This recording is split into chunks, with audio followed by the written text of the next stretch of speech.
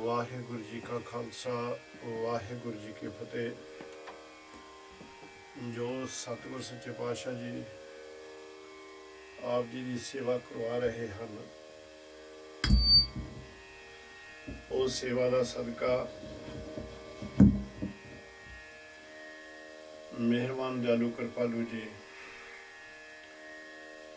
ਅੰਮ੍ਰਿਤ ਵੇਲੇ ਤੋਂ ਹੀ ਦਰਸ਼ਨ ਦਿੰਦੇ ਹੋਏ ਆਪ ਆਪਣੀ ਕਿਰਪਾ ਦਾ ਮੀਂਹ ਬਰਸਾਉਂਦੇ ਨੇ ਸਾਰੇ ਸੰਸਾਰ ਤੇ। 24ਵੀਂ ਪੌੜੀ ਤੱਕ ਸਤਿਗੁਰ ਸੱਚੇ ਪਾਤਸ਼ਾਹ ਨੇ ਆਪ ਜੀ ਦੀ ਸੇਵਾ ਕਰਵਾਈ ਹੈ। ਹੁਣ 25ਵੀਂ ਪੌੜੀ ਸਤਿਗੁਰ ਸੱਚੇ ਪਾਤਸ਼ਾਹ ਜੀ ਕਿਰਪਾ ਕਰਨ ਲੱਗੇ ਨੇ। ਆਓ ਇਸ ਤੋਂ ਪਹਿਲਾਂ ਇੱਕ ਨਿਰੰਕਾਰ ਸੱਚੇ ਪਾਤਸ਼ਾਹ ਦੇ ਉੱਤੇ ਅਤੁੱਟ ਪ੍ਰੇਮ ਬੰਨ੍ਹਣ ਵਾਸਤੇ ਨਿਰੰਕਾਰ ਕਿਰਪਾ ਕਰਦੇ ਨੇ। ਬਿਲਾਵਲ ਰਾਗ ਦੇ ਵਿੱਚ ਸਾਨੂੰ ਸੋਝੀ ਦਿੰਦੇ ਨੇ, ਕਹਿੰਦੇ ਨੇ ਇਹੋ ਸਾਗਰ ਸੋਈ ਤਰੇ ਜੋ ਹਰ ਗੁਣ ਗਾਏ।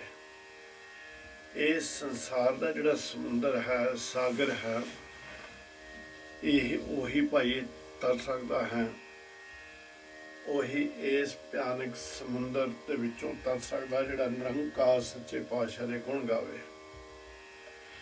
ਜਿਹੜਾ ਨਿਰੰਕਾਰ ਸੱਚੇ ਪਾਤਸ਼ਾਹ ਦੀ ਮਿਹਰ, ਸਤਿਗੁਰ ਸੱਚੇ ਪਾਤਸ਼ਾਹ ਦੀ ਕਿਰਪਾ ਜਿਹਦੇ ਉੱਤੇ ਹੋਵੇ। ਔਰ ਮੈਨੂੰ ਇਹ ਅਨੁਭਵ ਹੋ ਰਿਹਾ ਕਿ ਸਤਿਗੁਰਾਂ ਨੇ ਸਭ ਤੋਂ ਵੱਡੀ ਜਿਹੜੀ ਕਿਰਪਾ ਕੀਤੀ ਹੈ ਉਹ ਗੁਰਸਿੱਖਾਂ ਦੇ ਉੱਤੇ ਕੀਤੀ ਹੈ। ਸਤਿਗੁਰ ਸੱਚੇ ਪਾਤਸ਼ਾਹ ਨੇ ਇਹ ਅਗਾਧ ਬੋਧ ਬਾਣੀ ਨਿਰੰਕਾਰ ਸੱਚੇ ਪਾਤਸ਼ਾਹ ਨੇ ਸੰਸਾਰ ਨੂੰ ਦੇ ਕੇ ਬਹੁਤ ਵੱਡਾ ਪਰਉਪਕਾਰ ਕੀਤਾ। ਰਹਿਮਤ ਹੈ ਉਸ ਦੀ ਅਕਾਲ ਪੁਰਖ ਦੀ। ਹੈ ਨਿਰੰਕਾਰ ਆਪ ਜੀ ਦੇ ਚਰਨਾਂ ਦੇ ਵਿੱਚ ਅਰਦਾਸ ਹੈ, ਹਰ ਮਾਈ ਭਾਈ ਨੂੰ ਆਪਣੇ ਚਰਨਾਂ ਦਾ ਆਸਰਾ ਤੇ ਆਪਣੇ ਚਰਨਾਂ ਦੀ ਪ੍ਰੀਤੀ ਦੇਵੋ। ਸਾਧ ਸੰਗਤ ਕੇ ਸੰਗ ਵਸੇ ਵੱਡ ਭਾਗੀ ਪਾਏ, ਵੱਡੇ ਭਾਗਾਂ ਵਾਲੇ ਹੋ। ਦਾਸਾਂ ਦੀ ਸੇਵਾ ਪ੍ਰਵਾਨ ਕਰ ਲੈਣੀ। ਸੁਣ ਸੁਣ ਜੀਵੇ ਦਾਸ ਤੁਮ ਬਾਣੀ ਜਨ ਆਖੀ, ਪ੍ਰਗਟ ਭਈ ਸਗਲ ਲੋਕ ਮੈਂ ਸੇਵਕ ਹੀ ਰਾਖੀ। ਆਪਣੇ ਪੈਰਾਂ ਦੀ ਲਾਜਪਤ ਨਿਰੰਕਾਰ ਆਪ ਹੀ ਰੱਖਦੇ ਨੇ, ਆਪ ਹੀ ਕਿਰਪਾ ਕਰਦੇ ਨੇ। ਹੁਣ ਸਿੱਧਾ ਨੇ ਸਵਾਲ ਕੀਤਾ ਨਿਰੰਕਾਰ ਸੱਚੇ ਪਾਤਸ਼ਾਹ ਨੂੰ, ਆਖਣ ਲੱਗੇ ਵੀ ਜਿਹੜੇ ਸਤਿਗੁਰ ਦੀ ਬੰਦਗੀ ਕਰਨ ਲੱਗ ਪਏ ਨੇ, ਜਿਨ੍ਹਾਂ ਨੂੰ ਅਸੀਂ ਮਹਾਤਮਾ ਆਖਦੇ ਹਾਂ ਜਾਂ ਕਿਸੇ ਹੋਰ ਰੂਪ ਦੇ ਵਿੱਚ ਉਹਨਾਂ ਨੂੰ ਯਾਦ ਕਰਦੇ ਹਾਂ, ਉਹਨਾਂ ਦੇ ਹੁਣ ਸਾਨੂੰ ਉਹਨਾਂ ਦੀ ਉਪਮਾ ਤੇ ਉਹਨਾਂ ਦੇ ਗੁਣਾਂ ਦਾ ਵਰਣਨ ਕਰੋ ਕਿ ਉਹ ਕਿਸ ਤਰ੍ਹਾਂ ਦੇ ਨੇ, ਕਿ ਉਹ ਲੋਭ ਲਾਲਚ ਤੋਂ ਬਚ ਚੁੱਕੇ ਨੇ। ਤਾਂ ਸਤਿਗੁਰ ਸੱਚੇ ਪਾਤਸ਼ਾਹ ਜੀ ਜਿੱਥੇ ਉਹ ਸਿੱਧਾਂ ਦੇ ਇਹ ਸਵਾਲ ਦਾ ਜਵਾਬ ਦਿੰਦੇ ਨੇ, ਉੱਥੇ ਨਾਲ ਸਤਿਗੁਰ ਸੱਚੇ ਪਾਤਸ਼ਾਹ ਜੀ ਇਸ ਸੰਸਾਰ ਨੂੰ ਵੀ ਇੱਕ ਗਿਆਨ ਦਿੰਦੇ ਨੇ। ਸਤਿਗੁਰ ਕਹਿੰਦੇ ਨੇ ਬਹੁਤਾ ਕਰਮ ਲਿਖਿਆ ਨਾ ਜਾਏ। ਉਹ ਜਿਹੜੇ ਨਿਰੰਕਾਰ ਦੀ ਵਡਿਆਈ ਕਰਨ ਵਾਲੇ ਜੀਵ ਨੇ, ਜਾਂ ਸਤਿਗੁਰ ਅਕਾਲ ਪੁਰਖ ਦੀ ਜਿਹੜੀ ਵਡਿਆਈ ਹੈ ਉਹਦੇ ਬਾਰੇ ਬਹੁਤਾ ਗਿਆਨ ਨਹੀਂ ਕੀਤਾ ਜਾ ਸਕਦਾ, ਕਿਉਂਕਿ ਏਡੀ ਮੱਤ ਉੱਚੀ ਸੁੱਚੀ ਹੀ ਨਹੀਂ ਹੈ ਕਿ ਜਿਹਦੇ ਨਾਲ ਅਸੀਂ ਉਸ ਪ੍ਰਮਾਤਮਾ ਦੀ ਸਿਫਤ ਸਲਾਹ ਕਰੀਏ, ਉਸ ਪ੍ਰਮਾਤਮਾ ਨੂੰ ਅਸੀਂ ਤੁਹਾਡੇ ਸਾਹਮਣੇ ਕਿਸੇ ਰੂਪ ਦੇ ਵਿੱਚ ਬਿਆਨ ਕਰੀਏ, ਕਿਉਂਕਿ ਉਸ ਦਾ ਰੂਪ ਰੰਗ ਕੋਈ ਨਹੀਂ ਹੈ। ਵੱਡਾ ਦਾਤਾ ਤਿਲ ਨਾ ਤਮਾਏ। ਕਹਿੰਦੇ ਉਹ ਨਿਰੰਕਾਰ ਸੱਚੇ ਪਾਤਸ਼ਾਹ ਜਿਸ ਦਾ ਕੋਈ ਕਰਮ ਨਹੀਂ ਲਿਖਿਆ ਜਾ ਸਕਦਾ, ਜਿਸ ਬਾਰੇ ਬਿਆਨ ਕਰਨਾ ਵੀ ਮੁਸ਼ਕਲ ਹੈ, ਔਰ ਜਿਹੜੇ ਉਸ ਦੀ ਬੰਦਗੀ ਕਰਕੇ ਉਹਦੇ ਵਿੱਚ ਹੀ ਚਲੇ ਗਏ, ਉਹਦੇ ਵਿੱਚ ਹੀ ਬਸ ਕੇ ਜਾ ਕੇ ਉਹਦਾ ਹੀ ਰੂਪ ਹੋ ਗਏ, ਆਖਦੇ ਨੇ ਕਿ ਉਹਨਾਂ ਬਾਰੇ ਵੀ ਔਖਾ, ਬਹੁਤ ਔਖਾ ਹੈ ਉਹਨਾਂ ਦਾ ਵੀ ਗਿਆਨ ਕਰਨਾ। ਪਰ ਕਹਿੰਦੇ ਵੱਡਾ ਦਾਤਾ ਉਹ ਸਭ ਤੋਂ ਉੱਚਾ ਤੇ ਸੁੱਚਾ ਨਿਰੰਕਾਰ ਮਿਹਰਬਾਨ ਦਿਆਲੂ ਕਿਰਪਾਲੂ ਹੈ।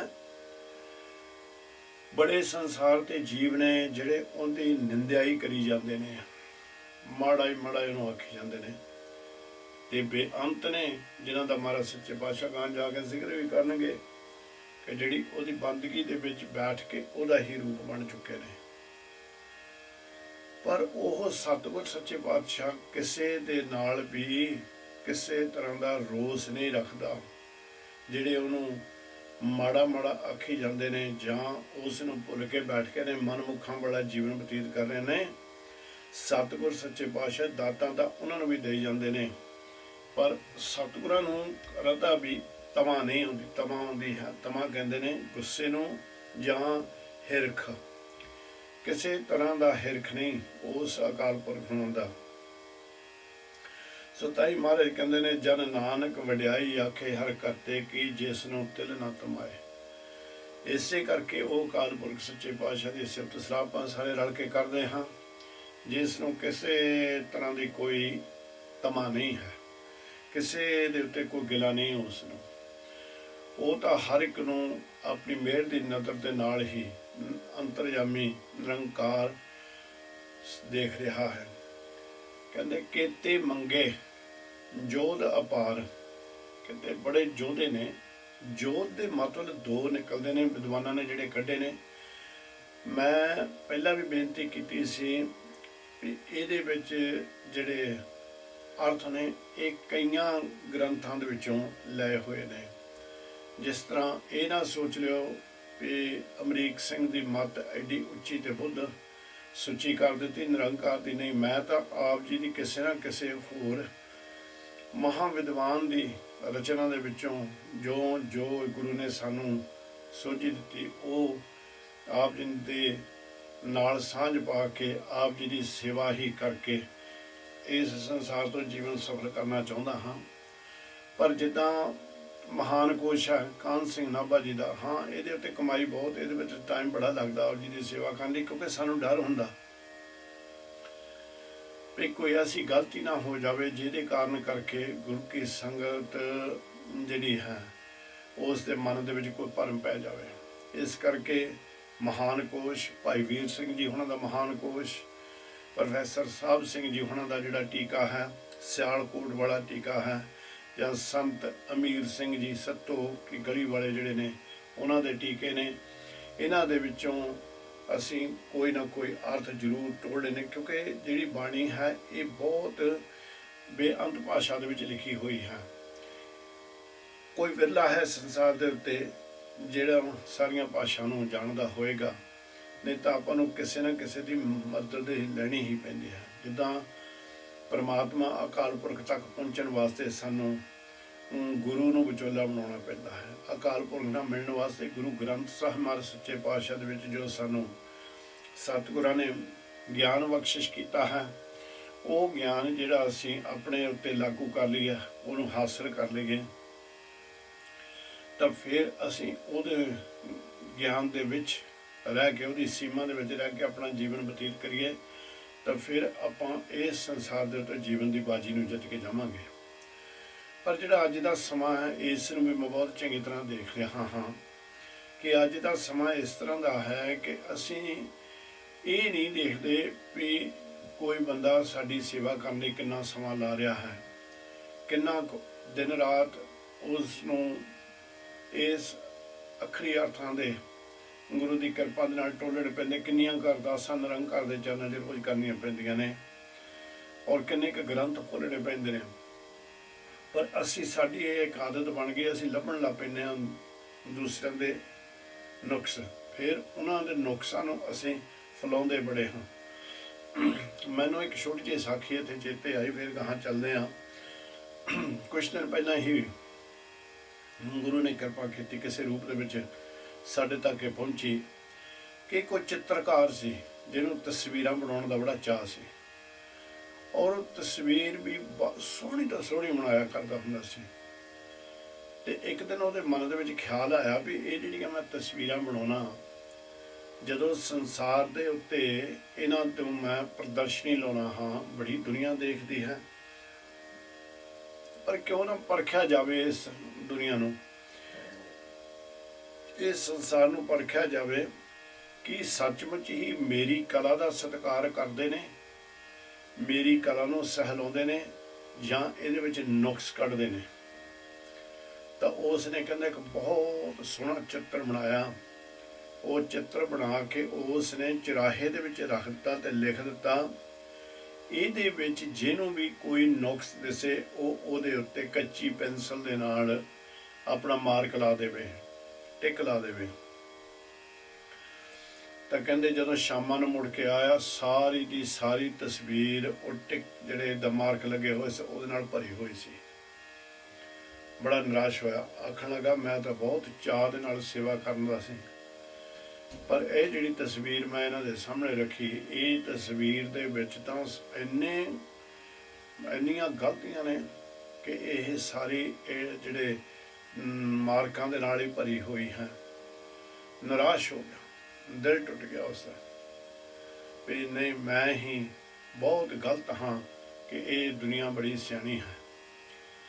पर जदों निराश होकर घर पहुँच गया तो जाके उत्थे वो सियाणे पुरुषां नाल सलाह करन लगा, आखण लगा भी अज तो आपां ये चित्र नहीं बनाने कि संगत की जिहड़ी दुनिया की प्रदर्शनी दे विच रखदा हाँ कि लोग सहलाउंदे होणगे, नहीं इहदां दे विच बहुत नुक्स ने।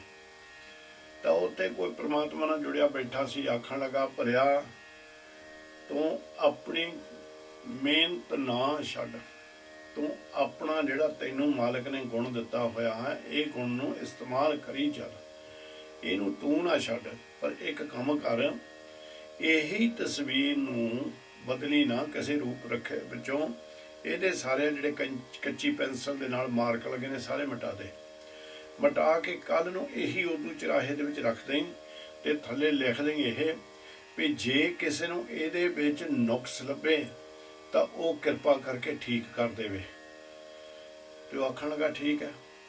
दूजा दिन होया, उसने इस तरह ही की ते शामां नूं आया, उत्थे कोई भी दाग नहीं सी लगा होया, कोई भी मार्क नहीं सी लगा होया। तो फिर उसनूं पता लग गया कि जिहड़ा गुण मैनूं मालिक ने दिता है, मैनूं वो गुण नूं अपने नूं इस्तेमाल करना ही चाहिए। जिहड़ी सेवा मैनूं लाई है वो सेवा लाने लगी, सेवा के उत्ते चलना ही चाहिए। इस तरह कारण है कि अज विद्वान भी बहुत ने, पता नहीं किने किने यह कथा यूट्यूब पर सुननी या किने नहीं सुननी, एक ने सुननी लखां ने सुननी, ये अकाल पुरख निरंकार नूं ही पता है। इस कारण करके असीं ना विद्वानां दे कोलों थोड़ा थोड़ा ज्ञान लैके तुहाडे नाल साझा कर रहे हैं। सो इस करके ये मत सोचना कि ये मेरी ही अपनी मत बुद्ध है जिहड़ी कि आप जी की सेवा कर रही, नहीं। मेरे नालों मैं तो एक निक्का कीड़ियां का भी छोटा जिहा कीड़ा हाँ। ये बड़े महापुरुष, बड़े साधु संत, बड़े ज्ञानी ध्यानी ने जिन्होंने निरंकार सच्चे पातशाह का बहुत सोहनी कथा कर करके गुरु की संगत दे वो सेवा करते हैं। पर इस कारण करके मैं तां बेनती की है कि हुण जिस तरह मालिक कृपा करते हैं, वो फिर अर्थ कई बार दो दो कढ़ने पैंदे ने एक एक चीज़ का। कहते किते मंगे जोधे पार, हुण जोध कहते ने जोधे नूं। हुण जोधा जिहड़ा है महाराज सच्चे पातशाह जी सिद्धां नूं समझाउंदे ने केते, केते जिहड़े कि गिणती दे विच नहीं आउंदे, बेअंत ने। बेअंत जोधे ने जिहड़े सतगुर सच्चे पातशाह तो सूरम गति मंगते हैं भी सानू सूरमे बनते गुण गुरु महाराज सच्चे पातशाह जी अकाल पुरख तो मंगते, तो गुरु दे रहा है क्योंकि उन्होंने यह सूरमती दे ही जोर करने का ही शौक है।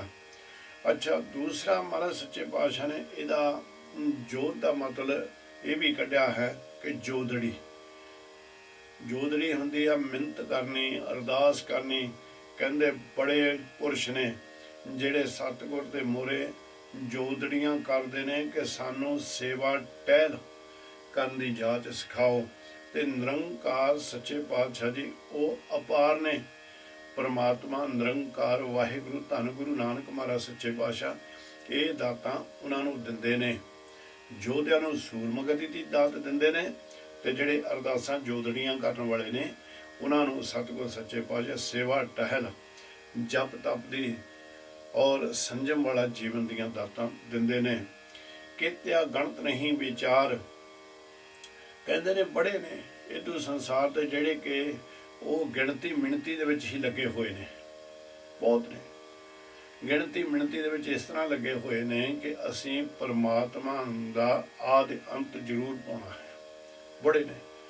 ਤਾਂ ਕਹਿੰਦੇ ਮਹਾਰਾਜ ਉਹਨਾਂ ਨੂੰ ਉਦੋਂ ਕਿੱਤੇ ਦੇ ਵਿੱਚ ਹੀ ਲਾਈ ਜਾ ਰਹੇ ਨੇ, ਉਹੋ ਹੀ ਕਿੱਤਾ ਉਹਨਾਂ ਨੂੰ ਦਿੱਤਾ ਹੋਇਆ ਹੈ ਉਹਨਾਂ ਨੇ ਵੀ ਤੂੰ ਜਿਹੜੀ ਤੁਸੀਂ ਵਿਚਾਰ ਕਰਨੀ ਕਰੀ ਜਾਓ, ਇਹ ਤਾਂ ਬੜੇ ਕਰਕੇ ਜਾ ਚੁੱਕੇ ਨੇ ਤੇ ਬੜਿਆਂ ਨੇ ਆਉਣਾ ਇੱਥੇ।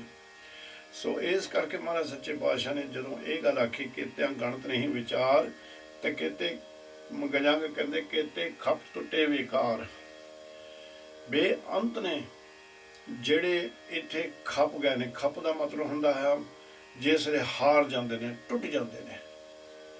ਉਹ ਕਹਿੰਦੇ ਬਸ ਵਿਕਾਰ ਕਾਰਜਾਂ ਦੇ ਉੱਤੇ, ਵਿਕਾਰ ਕੰਮਾਂ ਦੇ ਉੱਤੇ ਹੀ ਉਹ ਆਪਣਾ ਜੀਵਨ ਦਾ ਸਮਾਂ ਅਜਾਇਆ ਗਵਾ ਕੇ, ਖੱਪ ਕੇ, ਟੁੱਟ ਕੇ, ਉਦਾਸ ਹੋ ਕੇ ਇਹ ਜੀਵਨ ਨੂੰ ਬਰਬਾਦ ਕਰਕੇ ਇੱਥੋਂ ਚਲੇ ਜਾਂਦੇ ਨੇ। ਕੀਤੇ ਲੈ ਲੈ ਮੁੱਕਰ ਪਾਹੇ, ਕਹਿੰਦੇ ਬੇਅੰਤ ਨੇ ਜਿਹੜੇ ਉਹ ਨਿਰੰਕਾਰ ਸੱਚੇ ਪਾਤਸ਼ਾਹ ਦੇ ਕੋਲੋਂ ਦਾਤਾਂ ਤਾਂ ਲੈ ਲੈਂਦੇ ਨੇ, ਜੋ ਦਾਤਾਂ ਸਤਿਗੁਰ, ਕਿਉਂਕਿ ਸਾਰਿਆਂ ਨੂੰ ਦਾਤ ਇੱਕੋ ਹੀ ਰੂਪ ਦੇ ਵਿੱਚ ਮਹਾਰਾਜ ਦੇ ਰਹੇ ਨੇ, ਪਰ ਕਹਿੰਦੇ ਬੇਅੰਤ ਨੇ ਜਿਹੜੇ ਮੁੱਕਰ ਜਾਂਦੇ ਨੇ। ਹੁਣ ਇੱਥੇ ਇਹ ਜਿਹੜੀ ਗੱਲ ਮਹਾਰਾਜ ਸੱਚੇ ਪਾਤਸ਼ਾਹ ਕਹਿੰਦੇ ਵੀ ਮੁੱਕਰਦੇ ਨੇ ਨਾ, ਇਹਦੇ ਵਿੱਚ ਕਈ ਵਾਰੀ ਇਸ ਤੁਹਾਨੂੰ ਇਹ ਵੀ ਹੁੰਦਾ ਵੀ ਕਈ ਐਸੇ ਤੁਹਾਨੂੰ ਪੁਰਸ਼ ਮਿਲਣਗੇ ਜਿਹੜੇ ਜਾਣੀ ਕਿ ਤੁਹਾਡੇ ਕੋਲੋਂ ਕੋਈ ਚੀਜ਼ ਲੈ ਲੈਣਗੇ, ਜਿਸ ਤਰ੍ਹਾਂ ਕੋਈ ਮਾਇਆ ਹੋਵੇ ਜਾਂ ਕੋਈ ਹੋਰ ਚੀਜ਼ ਹੋਵੇ, ਤਾਂ ਕੁਝ ਸਮਾਂ ਪਾ ਕੇ ਉਹ ਮੁੱਕਰ ਜਾਂਦੇ ਨੇ, ਜਾਂ ਤੁਹਾਨੂੰ ਕਹੀ ਤੇ ਜਾਣਗੇ ਵੀ ਹਾਂ ਦੇਣੀ ਆ, ਪਰ ਤੁਹਾਨੂੰ ਪਤਾ ਹੁੰਦਾ ਵੀ ਉਹਨਾਂ ਨੇ ਦੇਣੀ ਨਹੀਂ, ਇਹ ਬਸ ਕਿਉਂਕਿ ਦੇਣ ਦਾ ਕੋਈ ਹੀਲਾ ਵਸੀਲਾ ਕਰਦੇ ਹੋਣ ਤਾਂ ਵੀ ਆ ਨਾ। ਜਿੱਦਾਂ ਕਹਿੰਦੇ ਨਿਰੰਕਾਰ ਗੁਰੂ ਕਲਗੀਧਰ ਪਾਤਸ਼ਾਹ ਦੇ ਕੋਲ 2 ਸਿੱਖ ਆਇਆ ਕਰਦੇ ਸਨ, ਉਹਨਾਂ ਨੇ ਹਰ ਵੇਲੇ ਇੱਕ ਵਾਰੀ ਸਾਲ ਦੇ ਵਿੱਚ ਆਨੰਦਪੁਰ ਸਾਹਿਬ ਦੇ ਵਿੱਚ ਜਾਣ ਕੇ ਮਹਾਰਾਜ ਦੇ ਦਰਸ਼ਨ ਕਰਨੇ ਨੇ। ਇਹ ਸਾਖੀਆਂ ਤੁਸੀਂ ਪਹਿਲਾਂ ਪੜ੍ਹੀਆਂ ਵੀ ਜ਼ਰੂਰ ਹੋਣਗੀਆਂ ਤੇ ਸੁਣੀਆਂ ਵੀ ਜ਼ਰੂਰ ਹੋਣਗੀਆਂ, ਪਰ ਇਹਨਾਂ ਦੀ ਭਾਵਨਾ ਆਪਾਂ ਦੇਖਣੀ ਹੈ। ਤੇ ਕਹਿੰਦੇ ਇੱਕ ਦਾ ਨਾਮ ਲਾਹੌਰਾ ਸਿੰਘ ਸੀ ਤੇ ਇੱਕ ਦਾ ਨਾਮ ਮਾਲਾ ਸਿੰਘ ਸੀ। ਇਹ ਦੋਨੋਂ ਹੀ ਗੁਰੂ ਕਲਗੀਧਰ ਪਾਤਸ਼ਾਹ ਦੇ ਉਪਾਸ਼ਕ ਸਨ। ਤੇ ਇੱਕ ਵਾਰ ਨੇ ਲਾਹੌਰਾ ਸਿੰਘ ਨੂੰ ਮਾਇਆ ਦੀ ਲੋੜ ਪੈ ਗਈ ਥੋੜ੍ਹੀ ਜਿਹੀ, ਤਾਂ ਉਸ ਨੇ ਲਾਹੌਰਾ ਸਿੰਘ ਨੇ ਮਾਲਾ ਸਿੰਘ ਦੇ ਕੋਲੋਂ ਮਾਇਆ ਮੰਗੀ, ਫਿਰ ਦੋਸਤੀ ਪੈ ਗਈ, ਵੀ ਦੋਨੋਂ ਗੁਰੂ ਦੇ ਸਿੱਖ ਨੇ।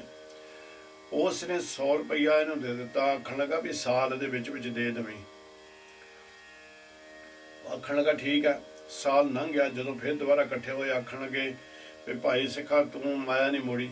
ਉਹ ਆਖਣ ਲੱਗਾ ਵੀ ਕੋਈ ਸਾਧਨ ਨਹੀਂ ਬਣਿਆ, ਕਰਦੇ ਕਰਾਉਂਦੇ ਜਾਣੀ ਕਿ ਸਾਖੀ ਬੜੀ ਲੰਬੀ ਹੈ। 4 ਸਾਲ ਲੰਘ ਗਏ। 4 ਸਾਲਾਂ ਬਾਅਦ ਇਸ ਜਿਹੜਾ ਮਾਲਾ ਸਿੰਘ ਨੇ ਮਾਇਆ ਜਿਹੜੀ ਸੀ ਲਾਹੌਰਾ ਸਿੰਘ ਨੇ ਜੋ ਮਾਲਾ ਸਿੰਘ ਦੇ ਕੋਲੋਂ 100 ਰੁਪਈਆ ਲਿਆ ਹੋਇਆ ਸੀ, ਇਹ ਮੁੱਕਰ ਗਿਆ। ਆਖਣ ਲੱਗਾ ਕਿਹੜੇ ਪੈਸੇ? ਮੋਰੇ ਸਗਾ ਆਕੜ ਕੇ ਦਿਖਾਵੇ, ਕਿਹੜੇ ਪੈਸੇ? ਤੂੰ ਤਾਂ ਮੈਨੂੰ ਕੋਈ ਪੈਸਾ ਨਹੀਂ ਦਿੱਤਾ। ਤੇ ਜਿਸ ਇਹ ਗੱਲ ਉਹਨੇ ਆਖ ਦਿੱਤੀ, ਆਖਣ ਲੱਗਾ ਚੰਗਾ ਕੋਈ ਨਹੀਂ ਭਾਈ ਗੁਰੂ ਭਲਾਈ ਕਰੇ, ਹੁਣ ਇਸ ਦਾ ਫੈਸਲਾ ਨਿਰੰਕਾਰ ਰੂਪੀ ਗੁਰੂ ਕਲਗੀਧਰ ਪਾਤਸ਼ਾਹ ਹੀ ਕਰਨਗੇ। ਤਾਂ ਇਸ ਸਿੱਖ ਨੇ ਜਾ ਕੇ, ਮਾਲਾ ਸਿੰਘ ਨੇ ਜਾ ਕੇ ਗੁਰੂ ਕਲਗੀਧਰ ਪਾਤਸ਼ਾਹ ਦੇ ਚਰਨਾਂ 'ਚ ਬੇਨਤੀ ਕੀਤੀ ਵੀ ਲਾਹੌਰਾ ਸਿੰਘ ਨੇ ਮਹਾਰਾਜ 4 ਸਾਲ ਪਹਿਲਾਂ ਮਾਇਆ ਲਈ ਸੀ, ਪਰ ਹੁਣ ਨਾਲੇ ਤਾਂ ਗੁਰਬਾਣੀ ਦੀਆਂ ਗਲਤ ਤੁਕਾਂ ਵਰਤਣ ਡਿਆ, ਨਾ ਉਹ ਪੈਸੇ ਦੇਣ ਤੋਂ ਵੀ ਮੁੱਕਰ ਗਿਆ। ਸਤਿਗੁਰ ਸੱਚੇ ਪਾਤਸ਼ਾਹ ਨੇ ਉਸ ਨੂੰ ਕੋਲ ਬੁਲਾਇਆ, ਆਖਣ ਲੱਗਾ ਵੀ ਭਾਈ ਤੂੰ ਜਿਹੜੀ ਇਹ ਮਾਇਆ ਲਈ ਹੋਈ ਸੀ ਮਾਲਾ ਸਿੰਘ ਦੇ ਪਾਸੋਂ, ਤੇ ਤੂੰ ਕਿਉਂ ਮੁੱਕਰ ਕਰ ਗਿਆ ਹੈ? ਭਾਈ ਨਹੀਂ ਦਿੱਤੀ। ਕਹਿੰਦਾ ਮਹਾਰਾਜ ਤੁਸੀਂ ਕਹਿਣ ਡਏ ਹੋਏ ਹੋ, ਤੁਹਾਡਾ ਹੀ ਲੇਖਾ ਕੋਈ ਨਾ ਕੋਈ ਸੀ ਜਦੋਂ ਗੁਰਬਖਸ਼ਣ ਦਾ, ਇਹ ਜਿਹੜਾ ਜਾਂ ਤੂੰ ਮੇਰੇ ਵੱਲ ਹੈ ਤੂੰ ਕਿਆ ਮਸ਼ਨ ਦਾ, ਉਹਦੇ ਵਿੱਚ ਤੁਕ ਆਉਂਦੀ ਹੈ ਨਾ।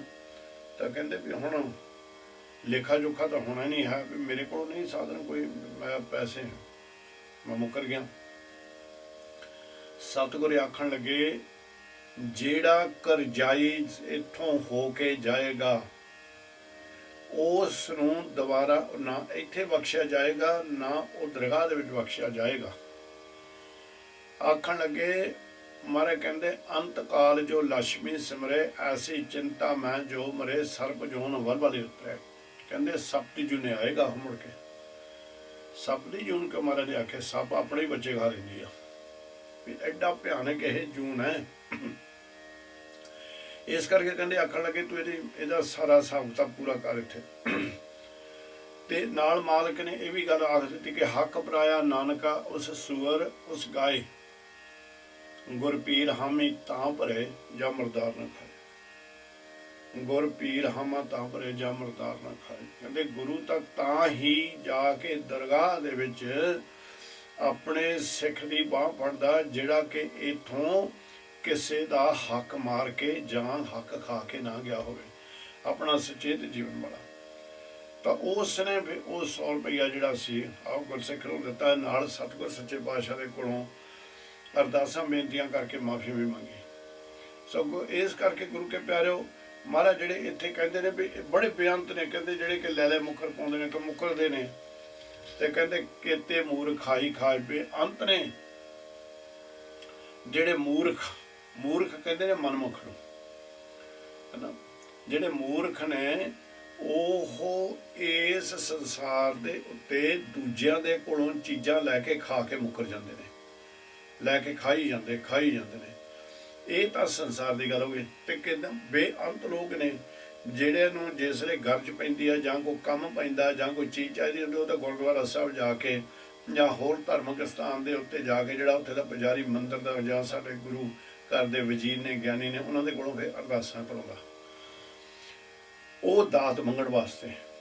ਜਦੋਂ ਅਰਦਾਸਾਂ ਕਰਾਉਂਦਾ ਤੇ ਗੁਰੂ का ਜਿਹੜਾ ਵਜ਼ੀਰ ਹੈ, ਕਿਉਂਕਿ ਉਸ ਦੇ ਮਨ ਦੇ ਵਿੱਚ ਕਿਸੇ ਤਰ੍ਹਾਂ ਦਾ ਉਤਰਾ ਚੜਾ ਨਹੀਂ ਹੁੰਦਾ ਹੈ, ਉਹ ਫਿਰ ਗੁਰੂ ਦੇ ਮੂਹਰੇ ਅਰਦਾਸ ਕਰਦਾ।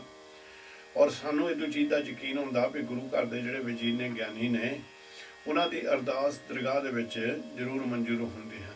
ਪਰ ਕਹਿੰਦੇ ਉਹ ਦਾਤਾਂ ਲੈ ਤਾਂ ਲੈਂਦੇ ਨੇ ਗੁਰੂ ਦੇ ਕੋਲੋਂ, ਦਾਤਾਂ ਲੈ ਕੇ ਉਹ ਮੁੱਕਰ ਜਾਂਦੇ ਨੇ, ਉਹ ਦਾਤਾਂ ਨੂੰ ਵਰਤ ਕੇ ਮੁੱਕਰ ਜਾਂਦੇ ਨੇ। ਕਹਿੰਦੇ ਬੜੇ ਮੂਰਖ ਨੇ ਦੂ ਤਰ੍ਹਾਂ ਦੇ।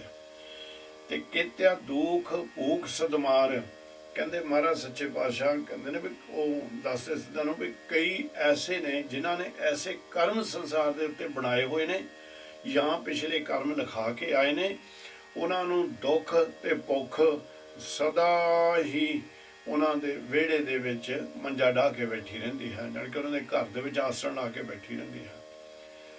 पर इत्थे ये देखना जिहड़ी मैं आप जी के चैनल विच उस संतोखी वाली साखी रखी सी, उन्हां दे घर दे विच भी जिहड़े ये भुख सी ते दुख सी, मनण दी गल है सिर्फ, वो भी उत्थे पूरा पहरा दे रही सी।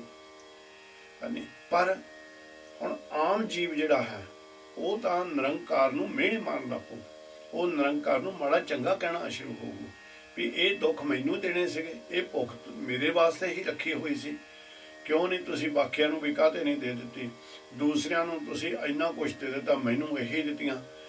पर जिहड़ा गुरमुख है, जिहड़ा फिर संतोखी है, वो भी गाहां वाला बचन कहंदा ये भेद दात तेरी दतार है निरंकार, मेरी अपने गुनाहां दे कारण करके ये दुख ते भुख मेरे घर दे विच आण के बैठी है, पर यह भी तेरी ही दात है अकाल पुरख, ये भी तेरी दात है। बंद खलासी पाने होए, हुण बंद खलासी कहते ने जिद्दां हुण कोई जीव जेल दे विच चले जांदा, वो हो गई बंद। हुण जदों वो जेल नूं छड्डिया, जेल तो छड्डिया जांदा, वो हो गई खलासी। कहंदे इसे तरह जीव जमां दी मार दे विच फस जांदा, जद जमां दे ਜਾਂ ਮਾਇਆ ਦੇ ਜਾਲ ਦੇ ਵਿੱਚ ਫਸ ਜਾਂਦਾ, ਉਹ ਫਸ ਗਿਆ। ਉਹ ਮਾਇਆ ਦੇ ਜਾਲ ਚੋਂ ਬਚਣ ਵਾਸਤੇ ਜਿਹੜੀ ਖਲਾਸੀ ਉਹ ਗੁਰੂ ਦੀ ਹੀ ਕਿਰਪਾ ਦੇ ਨਾਲ ਹੋ ਸਕਦੀ ਹੈ। ਬੰਦ ਖਲਾਸੀ ਭਾਣੇ ਉਹਦੇ ਹੁਕਮ ਦੇ ਵਿੱਚ, ਇਹ ਉਹਦੇ ਹੁਕਮ ਦੇ ਕਾਰਨ ਹੀ ਇਹ ਬੰਦ ਖਲਾਸੀ ਹੋ ਸਕਦੀ ਹੈ ਮਾਇਆ ਦੇ ਜਾਲ ਦੇ ਵਿੱਚੋਂ। ਤਾਂ ਹੋਰ ਆਖ ਨਾ ਸਕੇ ਕੋਈ, ਕਹਿੰਦੇ ਇਹ ਤੋਂ ਇਲਾਵਾ ਹੋਰ ਕੋਈ ਵੀ ਨਹੀਂ ਹੈ ਜਿਹੜੀ ਅਸੀਂ ਗੱਲ ਤੁਹਾਨੂੰ ਸਮਝਾ ਸਕੀਏ। ਹੁਣ ਕਿਉਂਕਿ ਮਾਲਕ ਨੇ ਸੱਚੇ ਪਾਤਸ਼ਾਹ ਨੇ ਗਾਹਾਂ ਜਾ ਕੇ ਇਹਨਾਂ ਸਾਰੀਆਂ ਚੀਜ਼ਾਂ ਦਾ ਬਹੁਤ ਅੱਛੇ ਰੂਪ ਦੇ ਵਿੱਚ ਵਿਖਿਆਨ ਕਰਨਾ, ਪਰ ਕਹਿੰਦੇ ਹੋਰ ਆਖ ਨਾ ਸਕੇ ਕੋਈ ਸੰਸਾਰ ਦੇ ਉੱਤੇ ਨਹੀਂ ਸਿੱਧੋ ਜਿਹੜਾ ਕਿ ਇਹ ਤੋਂ ਇਲਾਵਾ ਕੁਝ ਹੋਰ ਕਹਿ ਸਕੇ। ਇਹ ਸਭ ਕੁਝ ਉਹਦੇ ਅਕਾਲ ਪੁਰਖ ਦੇ ਹੁਕਮ ਦੇ ਵਿੱਚ ਹੀ ਹੋ ਰਿਹਾ, ਉਹਦੇ ਭਾਣੇ ਦੇ ਵਿੱਚ ਹੀ ਹੋ ਰਿਹਾ। ਜੇ ਕੋ ਖਾਇਕ ਆਖਣ ਪਾਏ, ਕਹਿੰਦੇ ਭਾਈ ਕਿ ਜੇ ਕੋਈ ਮੂਰਖ ਪੁਰਸ਼, ਖਾਇਕ ਮੂਰਖ ਨੂੰ ਕਹਿੰਦੇ ਨੇ ਇੱਥੇ, ਕਹਿੰਦੇ ਜੇ ਕੋਈ ਮੂਰਖ ਇਹ ਕਹਿਣ ਦਾ ਵੀ ਯਤਨ ਕਰੇ ਕਿ ਨਹੀਂ। ਬਹੁਤ ਨੇ ਇਸ ਵੇਲੇ ਵੀ ਜਿਹੜੇ ਕਹਿੰਦੇ ਨੇ ਵੀ ਗੁਰੂ ਗ੍ਰੰਥ ਸਾਹਿਬ ਮਹਾਰਾਜ ਸੱਚੇ ਪਾਤਸ਼ਾਹ ਦੀ ਬਾਣੀ ਪੜ੍ਹਨ ਜੋਗੀ ਹੀ ਰਹਿ ਗਈ ਹੈ, ਤੇ ਵੀ ਇਸ ਦੇ ਵਿੱਚੋਂ ਕੋਈ ਲਾਭ ਨਹੀਂ ਇੰਨਾ ਹੁੰਦਾ। ਬਹੁਤ ਮੂਰਖ ਨੇ ਇਸ ਵੇਲੇ ਸੰਸਾਰ ਦੇ ਉੱਤੇ। ਪਰ ਜਿੰਨਾ ਚਿਕਰ ਤੁਸੀਂ ਕਿਸੇ ਚੀਜ਼ ਨੂੰ ਚੱਖੋਗੇ ਨਾ, ਜਿੰਨਾ ਚਿਕਰ ਤੁਸੀਂ ਉਸ ਦੀ ਸੇਵਾ ਨਹੀਂ ਕਰੋਗੇ, ਜਿੰਨਾ ਚਿਕਰ ਗੁਰੂ ਵੱਲੋਂ ਹੁਕਮ ਲੱਗੇ ਹੋਏ ਤੁਸੀਂ ਬੰਦਗੀ ਦੇ ਵਿੱਚ ਬੈਠੋਗੇ ਨਾ, ਤੁਹਾਨੂੰ ਕੀ ਪਤਾ ਮੈਨੂੰ ਚੀਜ਼ ਦੇ ਉੱਤੇ। ਤਾਂ ਮਹਾਰਾਜ ਕਹਿੰਦੇ ਨੇ ਵੀ ਇੱਥੇ ਬੜੇ ਨੇ, ਬੜੇ ਮੂਰਖ ਲੋਕ ਨੇ ਜਿਹੜੇ ਕਿ ਇਹ ਕਹਿੰਦੇ ਨੇ ਵੀ ਜੋ ਆਹ ਕਾਰਜ ਕੀਤਾ ਇਹ ਮੈਂ ਕੀਤਾ, ਪਰਮੇਸ਼ਰ ਦੇ ਹੁਕਮ ਦੇ ਵਿੱਚ ਨਹੀਂ ਹੋਇਆ। ਬੜੇ ਮੂਰਖ ਨੇ ਕਹਿੰਦੇ ਤੁਰੇ ਜਾਂਦੇ। ਉਹ ਜਾਣੇ ਜੇ ਤੇ ਮੁਖਾਏ ਫਿਰ ਕੀ ਹੁੰਦਾ, ਕਹਿੰਦਾ ਉਹਨਾਂ ਨੂੰ ਹੀ ਪਤਾ ਹੈ। ਉਹਨਾਂ ਨੂੰ ਉਦਣ ਸੁਚੇਤ ਹੁੰਦੇ ਨੇ ਜਿੱਦਣ ਫਿਰ ਜਮਾਂ ਦੀ ਚੋਟਾਂ ਉਹਨਾਂ ਨੂੰ ਆਪਣੇ ਮੂੰਹ ਤੇ ਖਾਣੀਆਂ ਪੈਂਦੀਆਂ ਨੇ। ਕਿਉਂ? ਜਦੋਂ ਜਮਾਂ ਦੀਆਂ ਚੋਟਾਂ ਉਹ ਖਾਂਦੇ ਨੇ ਫਿਰ ਉਹਨਾਂ ਨੂੰ ਪਤਾ ਲੱਗਦਾ ਵੀ ਨਹੀਂ, ਇਹ ਮੈਂ ਕੁਝ ਨਹੀਂ ਕੀਤਾ, ਮੇਰਾ ਕਰਨ ਵਾਲਾ ਨਿਰੰਕਾਰ ਆਪ ਹੀ ਆ। ਉਹ ਜਾਣੇ ਜਿਹਨੂੰ ਵੀ ਚੋਟਾਂ ਪੈਂਦੀਆਂ ਨੇ, ਇਹ ਜਮਾਂ ਦੀਆਂ ਚੋਟਾਂ ਪੈਂਦੀਆਂ, ਫਿਰ ਉਹੀ ਇਹ ਉਸ ਨੂੰ ਹੀ ਪਤਾ ਲੱਗਦਾ ਮੈਨੂੰ ਕਿੰਨੀਆਂ ਕੁ ਮੂੰਹ ਦੇ ਉੱਤੇ ਚੋਟਾਂ ਖਾਣੀਆਂ ਪਈਆਂ। ਆਪੇ ਜਾਣੇ ਆਪੇ ਦੇ ਨਿਰੰਕਾਰ ਕਹਿੰਦੇ ਨੇ, ਪਰਮੇਸ਼ਰ ਅਕਾਲ ਪੁਰਖ ਨਿਰੰਕਾਰ ਆਪ ਹੀ ਜਾਣਦਾ ਹੈ, ਹਰ ਗੱਲ ਜਾਣਦਾ ਹੈ। ਜਾਣਦੇ ਹੋਏ ਵੀ ਉਹ ਆਪਣੀਆਂ ਦਾਤਾਂ ਆਪਣੇ ਪਿਆਰਿਆਂ ਨੂੰ ਕੀ ਸਾਰੇ ਸੰਸਾਰ ਨੂੰ ਤਿੰਨਾਂ ਭਵਨਾਂ ਨੂੰ ਦੇਈ ਜਾ ਰਿਹਾ ਹੈ। ਆਖੇ ਸੇ ਭੇ ਕਈ ਕੇ, ਕਹਿੰਦੇ ਬੇਅੰਤ ਜੀਵ ਨੇ ਜਿਹੜੇ ਕਿ ਇਸ ਚੀਜ਼ ਨੂੰ ਕਹਿ ਰਹੇ ਨੇ। ਆਖੇ ਸੇ ਭੇ ਕਈ ਕੇ, ਕਹਿੰਦੇ ਜਿਹੜੇ ਪੁਰਸ਼ ਇਹ ਗੱਲ ਆਖਦੇ ਨੇ ਕਿ ਉਹ ਪਰਮੇਸ਼ਰ ਆਪ ਹੀ ਉਤਪਤੀ ਕਰਦਾ ਹੈ, ਆਪ ਹੀ ਖਾਣ ਨੂੰ ਦਿੰਦਾ ਹੈ, ਉਹ ਇਦੂ ਸੰਸਾਰ ਦੇ ਉੱਤੇ ਬ੍ਰਹਮ ਗਿਆਨੀਆਂ ਵਾਲਾ ਜੀਵਨ ਪ੍ਰਾਪਤ ਕਰਕੇ ਚਲ ਗਿਆ। ਉਹ ਇਸ ਸੰਸਾਰ ਤੇ ਮਹਾਤਮਾ ਕਹਾਉਂਦੇ ਨੇ ਜਿਹੜੇ ਇਹ ਸਮਝ ਜਾਣ ਵੀ ਮੇਰਾ ਕੀਤਾ ਕੁਛ ਨਹੀਂ ਹੈ, ਜੋ ਕੁਛ ਕਰ ਰਿਹਾ ਉਹ ਅਕਾਲ ਪੁਰਖ ਕਰ ਰਿਹਾ ਹੈ। ਕਹਿੰਦੇ ਜਿਸ ਨੂੰ ਬਖਸ਼ੇ ਸਿਫਤ ਸਲਾਹ ਨਾਨਕ ਪਾਤਸ਼ਾਹੀ ਪਾਤਸ਼ਾਹ, ਕਹਿੰਦੇ ਜਿਹਦੇ ਉੱਤੇ ਗੁਰੂ ਨਿਰੰਕਾਰ ਕਿਰਪਾ ਕਰ ਦਿੰਦੇ ਨੇ, ਜਿਹਨੂੰ ਮਹਾਰਾਜ ਗੁਰਮੁਖਾਂ ਵਾਲਾ ਜੀਵਨ ਦੇ ਦਿੰਦੇ ਨੇ, ਉਹ ਫਿਰ ਸੁਚੇਤ ਹੋ ਕੇ ਨਿਰੰਕਾਰ ਦੇ ਨਾਮ ਦੇ ਨਾਲ ਜੁੜ ਜਾਂਦੇ ਨੇ। ਜਦੋਂ ਉਹ ਨਿਰੰਕਾਰ ਦੇ ਨਾਮ ਦੇ ਨਾਲ ਜੁੜ ਜਾਂਦੇ ਨੇ, ਸਿਫਤ ਸਲਾਹ ਦੇ ਵਿੱਚ ਜੁੜ ਦਿੰਦੇ ਨੇ, ਤੇ ਮਾਲਕ ਸੱਚੇ ਪਾਤਸ਼ਾਹ ਉਹਨੂੰ ਇੱਥੇ ਵੀ ਪਾਤਸ਼ਾਹੀਆਂ ਬਖਸ਼ਦੇ ਨੇ ਤੇ ਦਰਗਾਹ ਦੇ ਵਿੱਚ ਵੀ ਉਹਨੂੰ ਬੇਅੰਤ ਵਡਿਆਈਆਂ ਦਿੰਦੇ ਨੇ। ਸੋ ਨਿਰੰਕਾਰ ਸੱਚੇ ਪਾਤਸ਼ਾਹ ਨੇ ਮਿਹਰ ਕੀਤੀ ਇਸ ਦੇ ਵਿੱਚ, ਤੇ ਸਾਨੂੰ ਇਹ ਦੱਸਿਆ ਕਿ ਇਹ ਜਿਹੜੇ ਨੇ ਜਿਨ੍ਹਾਂ ਨੇ ਉਸ ਅਕਾਲ ਪੁਰਖ ਨੂੰ ਧੰਨ ਧੰਨ ਆਖਿਆ, ਉਹੀ ਇਦੂ ਸੰਸਾਰ ਦੇ ਉੱਤੇ ਜਿਹੜੇ ਕਿ ਵਡਿਆਈਆਂ ਪ੍ਰਾਪਤ ਕਰਦੇ ਨੇ, ਉਹਨਾਂ ਨੂੰ ਹੀ ਦਰਗਾਹ ਦੇ ਵਿੱਚ ਵਡਿਆਈਆਂ ਮਿਲਦੀਆਂ ਨੇ। ਹੁਣ ਗਾਂ ਜਾ ਕੇ ਨਿਰੰਕਾਰ ਸੱਚੇ ਪਾਤਸ਼ਾਹ ਕਿਰਪਾ ਕਰਦੇ ਨੇ। ਕਹਿੰਦੇ ਨੇ ਹੁਣ ਸਿੱਧਾ ਨੇ ਸਵਾਲ ਕੀਤਾ, ਕਿਉਂਕਿ ਇਹ ਈਨ ਮੰਨਣ ਵਾਲੇ ਨਹੀਂ ਸਨ, ਮਾਲਕ ਵੀ ਇਹਨਾਂ ਨੂੰ ਈਨ ਮਨਾਉਣੀ ਨਹੀਂ ਚਾਹੁੰਦੇ ਨੇ। ਤਾਂ ਮਾਰੇ ਤਾਂ ਕੌਤਕਾਂ ਦੇ ਇਹਨਾਂ ਕੋਲ ਤਾਂ 5-4 ਗੁਣ ਹੋਣਗੇ, ਨਿਰੰਕਾਰ ਤਾਂ ਬੇਅੰਤ ਗੁਣਾਂ ਦੇ ਮਾਲਕ ਨੇ ਜਿਹੜੇ ਗੁਣ ਗਿਣੇ ਨਹੀਂ ਜਾ ਸਕਦੇ।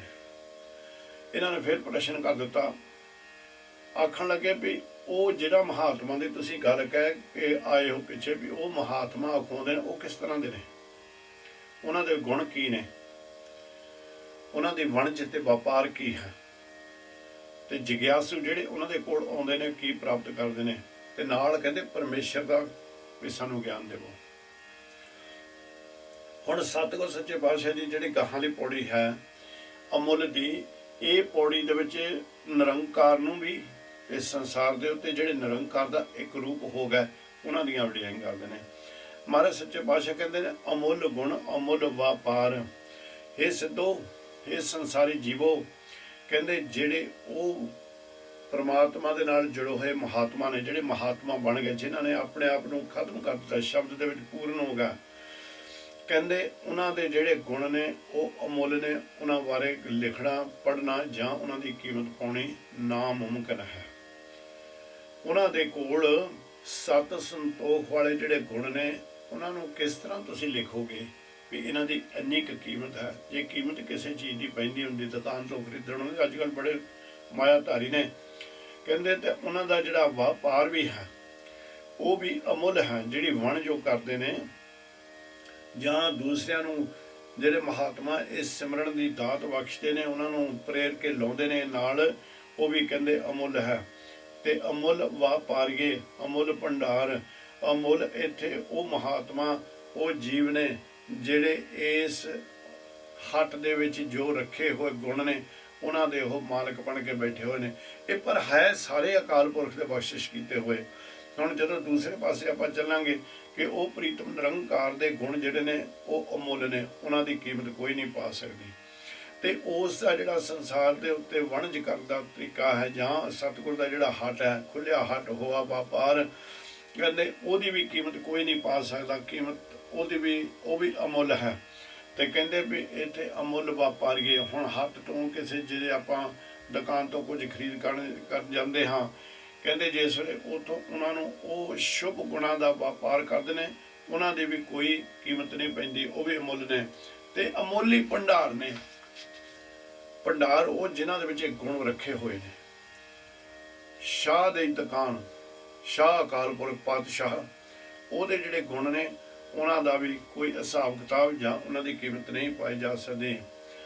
ਤੇ ਜਦੋਂ ਇਹ ਗੱਲ ਕੀਤੀ ਮਾਲਕ ਨੇ, ਤੇ ਫਿਰ ਸਤਿਗੁਰ ਸੱਚੇ ਪਾਤਸ਼ਾਹ ਕਹਿੰਦੇ ਨੇ ਅਮੁੱਲ ਵਪਾਰੀਏ, ਅਮੁੱਲ ਭੰਡਾਰ, ਅਮੁੱਲ ਆਵੈ ਅਮੁੱਲ ਲੈ ਜਾਏ। ਕਹਿੰਦੇ ਜਿਹੜੇ ਆਣ ਕੇ ਇਹ ਵਣਜ ਕਰਦੇ ਨੇ, ਉਹ ਗੁਣਾਂ ਨੂੰ ਖਰੀਦ ਲੈਂਦੇ ਨੇ, ਗੁਣਾਂ ਨੂੰ ਨਿਰੰਕਾਰ ਦੇ ਕੋਲੋਂ ਹਾਸਲ ਕਰਕੇ ਇੱਥੇ ਆਣ ਕੇ ਆਪਣਾ ਜੀਵਨ ਬ੍ਰਹਮ ਗਿਆਨੀਆਂ ਵਾਲਾ ਬਣਾ ਦਿੰਦੇ ਨੇ। ਉਹ ਆਪਣੀ ਜੋਤ ਨੂੰ ਨਿਰੰਕਾਰ ਦੇ ਵਿੱਚ ਮਿਲਾ ਦਿੰਦੇ ਨੇ। ਕਹਿੰਦੇ ਵੇ ਉਹ ਅਮੁੱਲ ਨੇ, ਉਹਨਾਂ ਦੀ ਕੀਮਤ ਨਹੀਂ। ਤੇ ਅਮੁੱਲ ਉਹ ਵੀ ਨੇ ਜਿਹੜੇ ਜਾਣ ਕੇ ਇਸ ਤਰ੍ਹਾਂ ਦੇ ਜੀਵਾਂ ਦੇ ਕੋਲ ਆਣ ਕੇ, ਇਹਨਾਂ ਮਹਾਤਮਾ ਦੇ ਕੋਲੋਂ ਆਣ ਕੇ ਗੁਣ ਲੈ ਕੇ ਜਾਂਦੇ ਨੇ। ਉਹ ਗੁਣਾਂ ਦੀ ਜਦੋਂ ਉਹ ਵਣਜ ਕਰਨਾ ਪੈਂਦੇ ਨੇ, ਜਦੋਂ ਉਹਨਾਂ ਗੁਣਾਂ ਦਾ ਉਹ ਵਪਾਰ ਕਰਦੇ ਨੇ, ਜਦੋਂ ਉਹਨਾਂ ਗੁਣਾਂ ਨੂੰ ਇਸਤੇਮਾਲ ਕਰਦੇ ਨੇ, ਉਹਨਾਂ ਗੁਣਾਂ ਨੂੰ ਆਪਣੇ ਜੀਵਨ ਤੇ ਲਾਗੂ ਕਰਦੇ ਨੇ, ਕਹਿੰਦੇ ਉਹਨਾਂ ਦੀ ਵੀ ਕੀਮਤ ਨਹੀਂ ਪਾਈ ਜਾ ਸਕਦੀ। ਅਮੁੱਲ ਪਾਏ, ਅਮੁੱਲਾ ਸਮਾਏ। ਪਾਏ ਤੇ ਪ੍ਰੇਮ ਨੂੰ ਕਹਿੰਦੇ ਨੇ ਗੁਰਮੁਖੋ। ਅਮੁੱਲ ਪਾਏ ਜਿਹੜੇ ਉਹ ਮਹਾਤਮਾ ਦਾ ਧਿਆਨ ਹੁੰਦਾ, ਬ੍ਰਹਮ ਗਿਆਨੀ ਦਾ, ਬਖਸ਼ੇ ਹੋਏ ਜੀਵ ਦਾ ਜਿਹੜਾ ਬੋਲੀ ਆ, ਉਹ ਪ੍ਰੇਮ ਦੀ ਬੋਲੀ ਆ। ਪ੍ਰੇਮ ਨਹੀਂ, ਉਹ ਹਰ ਇੱਕ ਦੇ ਨਾਲ ਪਿਆਰ ਕਰਦੇ ਨੇ। ਤੇ ਹਰ ਇੱਕ ਦੇ ਨਾਲ ਪਿਆਰ ਕਰਦੇ ਕਰਦੇ ਉਹਨਾਂ ਨੂੰ ਸਿਰਫ ਪਿਆਰ ਦੀ ਹੀ ਬੋਲੀ ਸਮਝਾਉਂਦੇ ਨੇ। ਕਹਿੰਦੇ ਉਹ ਜਿਹੜਾ ਉਹਨਾਂ ਦਾ ਪਿਆਰ ਹੈ, ਤੇ ਨਿਰੰਕਾਰ ਵੱਲੋਂ ਜੋ ਇਸ ਸੰਸਾਰ ਦੇ ਉੱਤੇ ਜਦੋਂ ਪਹਿਲਾਂ ਅਸੀਂ ਭਾਖਿਆ ਭਾਉ ਅਪਾਰ, ਉਹਦੀ ਬੋਲੀ ਪ੍ਰੇਮ ਦੀ ਹੈ। ਕਹਿੰਦੇ ਉਹਦਾ ਵੀ ਮੁੱਲ ਨਹੀਂ ਪਾਇਆ ਜਾ ਸਕਦਾ। ਤੇ ਅਮੁੱਲਾ ਸਮਾਏ ਜਿਹੜੇ ਇਹ ਗੁਣਾਂ ਦੀ ਵਣਜ ਕਰਕੇ ਉਹਦੇ ਵਿੱਚ ਹੀ ਜਾ ਕੇ ਸਮਾ ਜਾਂਦੇ ਨੇ। ਅਕਾਲ ਪੁਰਖ ਦੇ ਵਿੱਚ ਜੋਤੀ ਜੋਤ ਰਲੇ ਸੰਪੂਰਨ ਦੀਆ ਰਾਮ ਵਾਲੀ ਜਿਹੜੇ ਪਦ ਵੀ ਹਾਸਿਲ ਕਰਨੇ ਨੇ, ਕਹਿੰਦੇ ਉਹ ਵੀ ਅਮੁੱਲ ਨੇ। ਅਮੁੱਲ, ਉਹਨਾਂ ਦੀ ਵੀ ਕੀਮਤ ਨਹੀਂ ਪਾਈ ਜਾ ਸਕਦੀ। ਅਮੁੱਲ ਧਰਮ, ਅਮੁੱਲ ਦੀਵਾਨ। ਤੇ ਜਿਹੜੇ ਬ੍ਰਹਮ ਗਿਆਨੀ ਸਾਧੂ ਸੰਤ ਪੂਰਨ ਰੂਪ ਦੇ ਵਿੱਚ ਅਕਾਲ ਪੁਰਖ ਦੇ ਨਾਲ ਮਿਲ ਗਏ, ਕਹਿੰਦੇ ਫਿਰ ਉਹਨਾਂ ਦਾ ਜਿਹੜਾ ਧਰਮ ਹੈ, ਜਿਹੜੇ ਵੀ ਉਹ ਧਰਮ ਦੇ ਵਿੱਚ ਉਹ ਰਹਿ ਰਹੇ ਹੁੰਦੇ ਨੇ, ਚਾਹੇ ਕਿਸੇ ਧਰਮ ਦੇ ਵਿੱਚ ਰਹਿ ਕੇ ਕਮਾਈ ਕਰਕੇ ਪਰ ਇੱਕ ਪਰਮਾਤਮਾ ਦੀ ਜੋਤ ਦੇ ਵਿੱਚ ਆਪਣੀ ਜੋਤ ਰਲਣ, ਕਹਿੰਦੇ ਉਹਦਾ ਉਹ ਧਰਮ ਅਮੁੱਲ ਹੈ। ਉਹ ਧਰਮ ਦਾ ਵੀ ਗਿਆਨ ਤੇ ਉਹ ਧਰਮ ਦੀ ਵੀ ਕੀਮਤ ਨਹੀਂ ਪਾਈ ਜਾ ਸਕਦੀ। ਅਮੁੱਲ ਦੀਵਾਨ, ਕਹਿੰਦੇ ਇਹ ਬਖਸ਼ਿਆਂ ਦੀ ਸੰਗਤ ਦੇ ਵਿੱਚ ਜਦੋਂ ਹਾਰ ਕੇ ਅਸੀਂ ਬੈਠਦੇ ਹਾਂ, ਉਹ ਸੰਗਤ, ਉਹ ਦੀਵਾਨ, ਉਹਨਾਂ ਦਾ ਜਿਹੜਾ ਨਾਲ ਬੈਠ ਕੇ ਉਹਨਾਂ ਦੀ ਸਤ ਸੰਗਤ ਕਰਨੀ, ਉਹ ਵੀ ਅਮੁੱਲ ਹੈ। ਉਹਨੂੰ ਵੀ ਵਰਣ ਨਹੀਂ ਕੀਤਾ ਜਾ ਸਕਦਾ। ਅਮੁੱਲ ਤੁਲ, ਅਮੁੱਲ ਪ੍ਰਵਾਨ। ਤੁਲ ਕਹਿੰਦੇ ਨੇ ਵਿਚਾਰਾਂ ਨੂੰ, ਕਹਿੰਦੇ ਉਹਨਾਂ ਦੇ ਵਿਚਾਰ ਵੀ ਅਮੁੱਲ ਨੇ। ਤੇ ਉਹ ਪ੍ਰਮਾਣ ਹੋ ਜਾਂਦੇ ਨੇ, ਉਹ ਪ੍ਰਮਾਣ ਨੇ, ਉਹ ਪ੍ਰਵਾਨ ਨੇ। ਉਹ ਨਿਰੰਕਾਰ ਵੱਲੋਂ ਜਿਹੜੇ ਨਿਰੰਕਾਰ ਨੂੰ ਮੁੱਖ ਰੱਖ ਕੇ ਬਚਨ ਕਰਦੇ ਨੇ, ਉਹ ਵੀ ਅਕਾਲ ਪੁਰਖ ਨੂੰ ਵੀ ਪ੍ਰਵਾਨ ਹੁੰਦੇ। ਤੇ ਸੰਸਾਰੀ ਜੀਵ ਜਦੋਂ ਭਰੋਸਾ ਰੱਖ ਕੇ ਬਖਸ਼ੇ ਦੇ ਕੋਲ ਚਲੇ ਜਾਂਦੇ ਨੇ, ਉਹਨਾਂ ਦੀ ਸੰਗਤ ਦੇ ਵਿੱਚ ਬੈਠਦੇ ਨੇ, ਉਹਨਾਂ ਦੇ ਬਚਨਾਂ ਨੂੰ ਪ੍ਰਵਾਨ ਕਰ ਲੈਂਦੇ ਨੇ ਵੀ ਇਸ ਦਾ ਜੀਵਨ ਜਿਹੜਾ ਇਦੂ ਸੰਸਾਰ ਦੇ ਉੱਚਾ ਸੁੱਚਾ ਇਸ ਕਰਕੇ ਹੋਇਆ ਕਿ ਇਹ ਬੰਦਗੀ ਕਰ ਕਰਕੇ, ਇਹ ਪ੍ਰਮਾਤਮਾ ਦੀ ਬੰਦਗੀ ਕਰ ਕਰਕੇ ਪ੍ਰਮਾਤਮਾ ਦਾ ਹੀ ਰੂਪ ਬਣ ਚੁੱਕਿਆ ਹੈ। ਸੋ ਉਹਨਾਂ ਦੇ ਜਿਹੜੇ ਬਚਨ ਹੁੰਦੇ ਉਹ ਵੀ ਪ੍ਰਵਾਨ ਹੁੰਦੇ ਨੇ।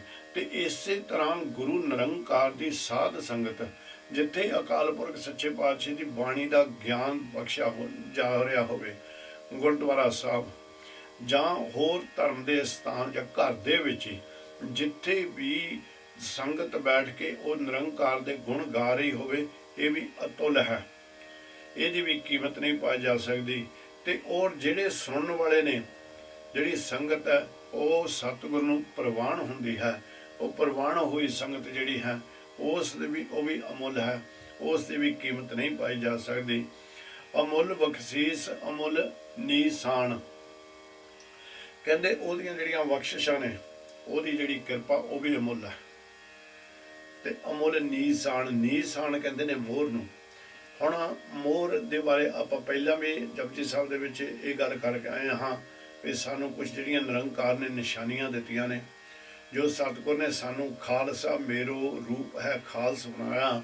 ਹੁਣ ਇਹਦੀ ਕੋਈ ਕੀਮਤ ਪਾ ਸਕਦਾ? ਇਹਦੀ ਕੀਮਤ ਨਹੀਂ ਪੈਣੀ।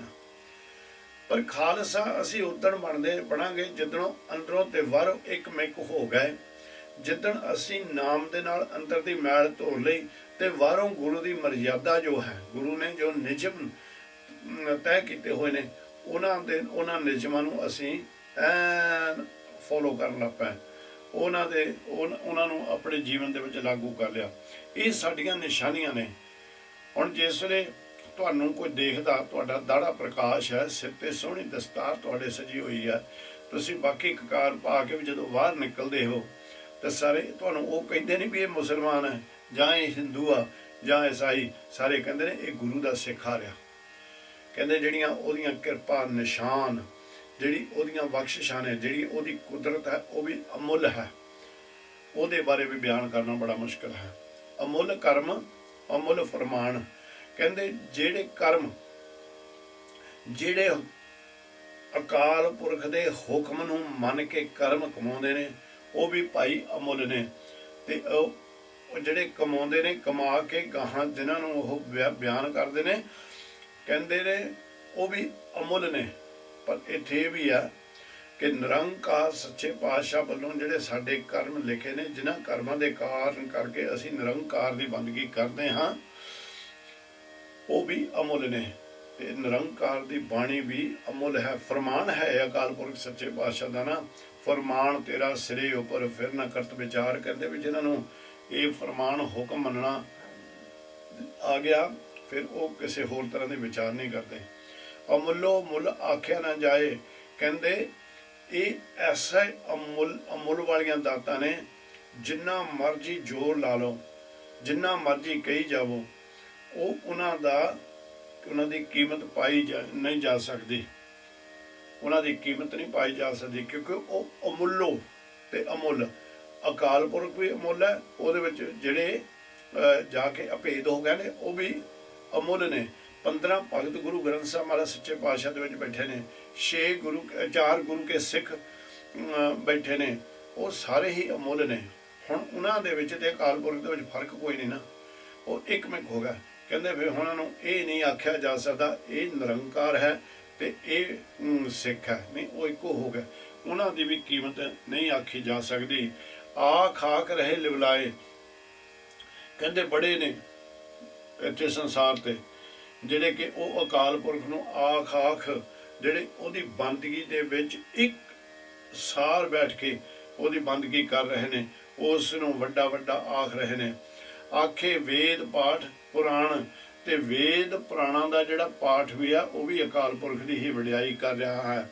ਆਖੇ ਪੜੇ ਕਰੇ ਵਿਖਿਆਨ, ਬੇਅੰਤ ਨੇ ਜਿਹੜੇ ਇੱਥੇ ਬਖਸ਼ੇ ਹੋਏ, ਜਿਹੜੇ ਕਿ ਇਹਨਾਂ ਨੇ ਵੇਦਾਂ ਨੂੰ ਪੜ੍ਹਿਆ, ਪੁਰਾਣਾਂ ਨੂੰ ਪੜ੍ਹਿਆ, ਜਾਂ ਧਰਮਕ ਦੀਆਂ ਹੋਰ ਗ੍ਰੰਥਾਂ ਨੂੰ ਪੜ੍ਹਿਆ। ਕਹਿੰਦੇ ਪੜ੍ਹ ਕੇ ਦੂਸਰਿਆਂ ਨੂੰ ਉਹ ਅਕਾਲ ਪੁਰਖ ਦੀ ਹੀ ਵਡਿਆਈ ਕਰਕੇ ਦੱਸ ਰਹੇ ਨੇ। ਆਖੇ ਬ੍ਰਹਮੇ ਆਖੇ ਇੰਦ, ਕਹਿੰਦੇ ਵੀ ਅਨੇਕਾਂ ਜਿਹੜੇ ਬ੍ਰਹਮੇ ਨੇ, ਅਨੇਕਾਂ ਬ੍ਰਹਮੇ, ਉਹ ਵੀ ਅਕਾਲ ਪੁਰਖ ਸੱਚੇ ਪਾਤਸ਼ਾਹ ਦੀ ਸਿਫਤ ਸਲਾਹ ਕਰ ਰਹੇ ਨੇ। ਹੁਣ ਬ੍ਰਹਮੇ ਕਿੰਨੇ ਨੇ? ਜਦੋਂ ਉਹਨਾਂ ਨੇ ਪੁੱਛਿਆ ਵੀ ਤੁਸੀਂ ਇੱਕ ਬ੍ਰਹਮੇ ਦੀ ਗੱਲ ਕਰਦੇ ਹੋ ਜਾਂ ਕਿਸੇ ਹੋਰ ਦੀ? ਇੰਦ ਜਿਹੜਾ ਹੈ ਇਹਨੂੰ ਵਿਸ਼ਨੂੰ ਇੰਦਰ ਦਾ ਰਾਜਾ ਵੀ ਆਖਿਆ ਹੋਇਆ ਹੈ। ਕਹਿੰਦੇ ਨੇ ਜਿਹੜੇ ਬ੍ਰਹਮੇ ਵਰਗੇ ਆ ਉਸ ਦਾ ਹੀ ਜਸ ਕਰਦੇ ਨੇ, ਤੇ ਇੰਦਰ ਵੀ ਉਸ ਦਾ ਹੀ ਜਸ ਕਰਦੇ ਹੈ। ਤੇ ਹੁਣ ਮਹਾਰਾਜ ਸੱਚੇ ਪਾਤਸ਼ਾਹ ਜੀ ਕਹਿੰਦੇ ਵੀ ਜਿਹੜਾ ਇੱਕ ਬ੍ਰਹਮੰਡ ਹੈ ਉਹਦੇ ਉੱਤੇ ਇੱਕ ਬ੍ਰਹਮਾ ਆ ਜਿਹੜਾ ਸਾਜ ਰਿਹਾ, ਪਰ ਬ੍ਰਹਮੰਡ ਤਾਂ ਬਹੁਤ ਨੇ। ਕੋਟ ਬਿਸਰ ਕੀਨੇ ਅਵਤਾਰ, ਕੋਟ ਬ੍ਰਹਮੰਡ ਜਾ ਕੇ ਧਰਮਸਾਲ, ਕੋਟ ਮਹੇਸ਼ ਉਪਾਏ ਸਮਾਏ ਕੋਟ ਬ੍ਰਹਮੇ ਜਗ ਸਾਜਣ ਲਾਏ। ਕਹਿੰਦੇ ਜਿਹੜੀਆਂ ਬਾਕੀਆਂ ਧਰਤੀਆਂ ਨੇ ਉਹਨਾਂ ਦੇ ਉੱਤੇ ਵੀ ਬ੍ਰਹਮੇ ਹਨ। ਉਹ ਜੇ ਧਰਤੀਆਂ ਬੇਅੰਤ ਨੇ ਤਾਂ ਉੱਥੇ ਬ੍ਰਹਮੇ ਵੀ ਬੇਅੰਤ ਹੀ ਨੇ। ਕਹਿੰਦੇ ਕੋਟ ਬ੍ਰਹਮੇ ਜਗ ਸਾਜਣ ਲਾਏ। ਬੇਅੰਤ ਬ੍ਰਹਮੇ ਨੇ ਜਿਹੜੇ ਕਿ ਇਸ ਸੰਸਾਰ ਨੂੰ ਸਾਜਣ ਨੂੰ ਤਿਆਰ ਕਰਨ ਨੂੰ ਲਾ ਦਿੱਤੇ ਨੇ। ਇਸ ਕਰਕੇ ਉਹ ਸਾਰੇ ਜਿਹੜੇ ਬ੍ਰਹਮੇ ਨੇ ਤੇ ਸਾਰੇ ਜਿਹੜੇ ਇੰਦਰ ਦੇਵਤੇ ਨੇ ਉਹ ਅਕਾਲ ਪੁਰਖ ਸੱਚੇ ਪਾਤਸ਼ਾਹ ਦਾ ਹੀ ਜਸ ਕਰਦੇ ਨੇ, ਜਸ ਗਾਉਂਦੇ ਨੇ। ਇੱਥੇ ਤੱਕ ਕਹਿੰਦੇ ਨੇ ਕਿ ਅਸੀਂ ਵੱਡੇ ਭਾਗਾਂ ਵਾਲੇ ਹਾਂ ਕਿ ਨਿਰੰਕਾਰ ਇਹ ਤਾਂ ਸੇਵਾਵਾਂ ਸਾਨੂੰ ਦੇ ਦਿੱਤੀਆਂ। ਆਖੇ ਗੋਪੀ ਤੇ ਗੋਬਿੰਦ। ਹੁਣ ਗੋਪੀ ਇੱਥੇ ਦੇਵੀਆਂ ਨੂੰ ਵੀ ਆਖਿਆ ਹੈ ਤੇ ਗੋਪੀਆਂ ਉਹ ਕ੍ਰਿਸ਼ਨ ਦੀਆਂ ਜਿਹੜੀਆਂ ਸਨ ਉਹਨਾਂ ਨੂੰ ਵੀ ਆਖਿਆ ਹੈ। ਹੁਣ ਉਹ ਜਿਹੜੀਆਂ ਗੋਪੀਆਂ ਕ੍ਰਿਸ਼ਨ ਦੀਆਂ ਸੀ ਉਹ ਕ੍ਰਿਸ਼ਨ ਨੂੰ ਹੀ ਧੰਨ ਧੰਨ ਕਹਿੰਦੀਆਂ ਸਨ, ਉਹਨੂੰ ਹੀ ਆਪਣਾ ਪਤੀ ਮੰਨਦੀਆਂ ਸਨ। ਤੇ ਇੱਥੇ ਜਿਹੜੀਆਂ ਇਸਤਰੀਆਂ, ਜਿਨ੍ਹਾਂ ਇਸਤਰੀਆਂ ਨੇ, ਹੁਣ ਮਾਰੇ ਨੇ ਫਰਕ ਨਹੀਂ ਰੱਖਿਆ ਮਰਦ ਦੇ ਵਿੱਚ ਤੇ ਇਸਤਰੀ ਦੇ ਵਿੱਚ। ਕਹਿੰਦੇ ਨੇ ਗੋਪੀ ਦਾ ਮਤਲਬ ਨਿਕਲਦਾ ਹੈ ਇਸਤਰੀ, ਜਿਹੜੀ ਸਚੇਤ ਪਤੀ ਵਰਤਾ ਧਰਮ ਦੇ ਵਿੱਚ ਜਿਹੜੀ ਸੁਹਾਗਣ ਇਸਤਰੀ ਹੋਵੇ। ਕਹਿੰਦੇ ਉਹ ਵੀ ਉਹ ਅਕਾਲ ਪੁਰਖ ਦੇ ਹੀ ਗੁਣ ਗਾ ਰਹੀ ਹੈ। ਤੇ ਗੋਬਿੰਦ, ਗੋਬਿੰਦ ਇੱਥੇ ਪੁਰਸ਼ ਨੂੰ ਵੀ ਆਖਿਆ ਹੈ ਤੇ ਗੋਬਿੰਦ ਪਾਲਣ ਵਾਲੇ ਨੂੰ ਵੀ ਆਖਿਆ ਹੈ। ਤਾਂ ਕਹਿੰਦੇ ਵੀ ਜਿਹੜੇ ਪੁਰਸ਼ ਨੇ ਜਿਹੜੇ ਅਕਾਲ ਪੁਰਖ ਦੀ ਵਡਿਆਈ ਦੇ ਵਿੱਚ ਜੁੜੇ ਹੋਏ ਨੇ ਉਹ ਉਸ ਨੂੰ ਧੰਨ ਧੰਨ ਆਖ ਰਹੇ ਨੇ। ਉਹ ਉਸ ਦੀ ਸਿਫਤ ਸਲਾਹ ਕਰ ਕਰਕੇ ਹੀ ਇੱਥੇ ਮਾਣ ਪ੍ਰਾਪਤ ਕਰਦੇ ਨੇ। ਤੇ ਇੱਕ ਬਾਕੀ ਜੋ ਗਾਹਾਂ ਜਾ ਕੇ ਕਹਿੰਦੇ ਨੇ ਜਿਹੜਾ ਪ੍ਰਿਥਵੀ ਦਾ ਪਿਤਾ ਹੈ ਗੋਬਿੰਦ, ਗੋ ਪ੍ਰਿਥਵੀ ਬਿੰਦ ਉਸ ਦਾ ਰਖਵਾਲਾ। ਕਹਿੰਦੇ ਉਸ ਦੀ ਵਡਿਆਈ ਕਰ ਕਰਕੇ, ਉਸ ਦੀ ਬੰਦਗੀ ਕਰ ਕਰਕੇ ਜੋ ਇਸ ਜੀਵਨ ਯਾਤਰਾ ਦੇ ਵਿੱਚ ਸਫਲਤਾ ਪ੍ਰਾਪਤ ਕਰਦੇ ਨੇ ਉਹਨਾਂ ਨੂੰ ਵੀ ਬਿਆਨ ਕਰਨਾ ਮੁਸ਼ਕਲ ਹੈ ਉਹਨਾਂ ਬਾਰੇ ਵੀ। ਕਹਿੰਦੇ ਪਰ ਉਹ ਸਾਰੇ ਹੀ ਉਸ ਅਕਾਲ ਪੁਰਖ ਦੀ ਵਡਿਆਈ ਦੇ ਵਿੱਚ ਹੀ ਜੁੜੇ ਹੋਏ ਨੇ। ਆਖੇ ਈਸ਼ਰ ਆਖੇ ਸਿੱਧ। ਕਹਿੰਦੇ ਜਿਹੜੇ ਈਸ਼ਰ ਕਹਿੰਦੇ ਨੇ ਸ਼ਿਵ ਨੂੰ। ਕਹਿੰਦੇ ਸਿੱਧੋ ਤੁਸੀਂ ਵੀ ਆਪਣੇ ਵੱਲ ਨਿਗਾਹ ਮਾਰ ਕੇ ਦੇਖ ਲਓ। ਇਹ ਜਿਹੜਾ ਈਸ਼ਰ ਆ, ਜੋ ਸ਼ਿਵ ਜੀ ਆ, ਉਹ ਵੀ ਪ੍ਰਮਾਤਮਾ ਦੀ ਹੀ ਬੰਦਗੀ ਕਰ ਕਰਕੇ ਉਹਦੇ ਕੋਲੋਂ ਹੀ ਸਾਰੀਆਂ ਤਾਕਤਾਂ ਲੈ ਰਿਹਾ ਹੈ। ਕਹਿੰਦੇ ਹੁਣ ਤੁਸੀਂ ਵੀ ਦੇਖ ਲਓ ਆਪਣੇ ਆਪ ਨੂੰ ਵੀ ਤੁਹਾਨੂੰ ਜੋ ਕੁਝ ਤੁਹਾਨੂੰ ਹਾਸਿਲ ਹੋਇਆ ਇਹ ਤੁਸੀਂ ਆਪ ਪ੍ਰਾਪਤ ਕੀਤਾ ਜਾਂ ਉਹਦੀ ਕਿਰਪਾ ਦੇ ਨਾਲ ਤੁਹਾਨੂੰ ਪ੍ਰਾਪਤ ਹੋਇਆ। ਵੱਡੀਆਂ ਵੱਡੀਆਂ ਤੁਹਾਡੀਆਂ ਉਮਰਾਂ ਵਧੀਆਂ ਹੋਈਆਂ ਨੇ, ਪਰ ਤੁਹਾਡੇ ਵਿੱਚ ਜਿਹੜੇ ਔਗਣ ਨੇ ਅਜੇ ਤੱਕ ਤੁਸੀਂ ਉਹ ਦੂਰ ਨਹੀਂ ਕੀਤੇ ਨੇ। ਤਾਂ ਤੁਸੀਂ ਤਾਂ ਜਦੋਂ ਉਹਦਾ ਰੂਪ ਬਣ ਜਾਂਦੇ, ਔਗਣ ਨਹੀਂ ਦੂਰ ਕੀਤੇ। ਤੁਸੀਂ ਸੰਸਾਰ ਨੂੰ ਛੱਡ ਕੇ ਕਾਹਤੇ ਆਏ, ਤੁਸੀਂ ਪਰਿਵਾਰ ਨੂੰ ਛੱਡ ਕੇ ਕਾਹਤੇ ਆਏ। ਜਿਨ੍ਹਾਂ ਦਾ ਤੁਸੀਂ ਭਲਾ ਕਰਨਾ ਸੀ ਉਹਨਾਂ ਨੂੰ ਠੁਕਰਾ ਕੇ ਤੁਸੀਂ ਇੱਥੇ ਆਣ ਕੇ ਗੁਫਾਵਾਂ ਦੇ ਵਿੱਚ ਬਹਿ ਗਏ ਹੋ, ਪਹਾੜਾਂ ਦੀਆਂ ਚੋਟੀਆਂ ਦੇ ਉੱਤੇ ਚੜ੍ਹ ਗਏ ਹੋ। ਜਿਹੜਾ ਕੋਈ ਇੱਥੇ ਤੁਹਾਡੇ ਕੋਲ ਆਉਂਦਾ ਉਹਨੂੰ ਤੁਸੀਂ ਆਪਣੀ ਈਨ ਮਨਾਉਣ ਵਾਸਤੇ ਤਤਪਰ ਰਹਿੰਦੇ ਹੋ। ਪਰ ਕਹਿੰਦੇ ਖਿਆਲ ਇਹ ਕਰਿਓ ਕਿ ਇਹ ਜਿਹੜੇ ਸਿੱਧੋ ਇਹ ਤੁਸੀਂ ਵੀ ਉਹਦਾ ਹੀ ਜਸ ਕਰ ਰਹੇ ਹੋ, ਪਰ ਤੁਹਾਡੇ ਕਰਮ ਉਹ ਨਹੀਂ ਬਣੇ ਜਿਨ੍ਹਾਂ ਦੇ ਨਾਲ ਤੁਹਾਡਾ ਮਿਲਾਪ ਹੋ ਜਾਵੇ। ਆਖੇ ਕੀਤੇ ਬੁੱਧ। ਕਹਿੰਦੇ ਪਤਾ ਨਹੀਂ ਉਹ ਅਕਾਲ ਪੁਰਖ ਨੇ ਕਿੰਨੇ ਬੁੱਧੀਵਾਨ ਪੈਦਾ ਕੀਤੇ ਨੇ ਜਿਹੜੇ ਉਸ ਦਾ ਜਸ ਕਰ ਰਹੇ ਹਨ। ਆਖੇ ਦਾਨਵ ਆਖੇ ਦੇਵ ਆਖੇ ਸੁਰ ਨਰ ਮਨ ਜਨ ਸੇਵ। ਹੁਣ ਇੱਥੇ ਮਹਾਰਾਜ ਸੱਚੇ ਪਾਤਸ਼ਾਹ ਕਹਿੰਦੇ ਨੇ ਆਖੇ ਦਾਨਵ।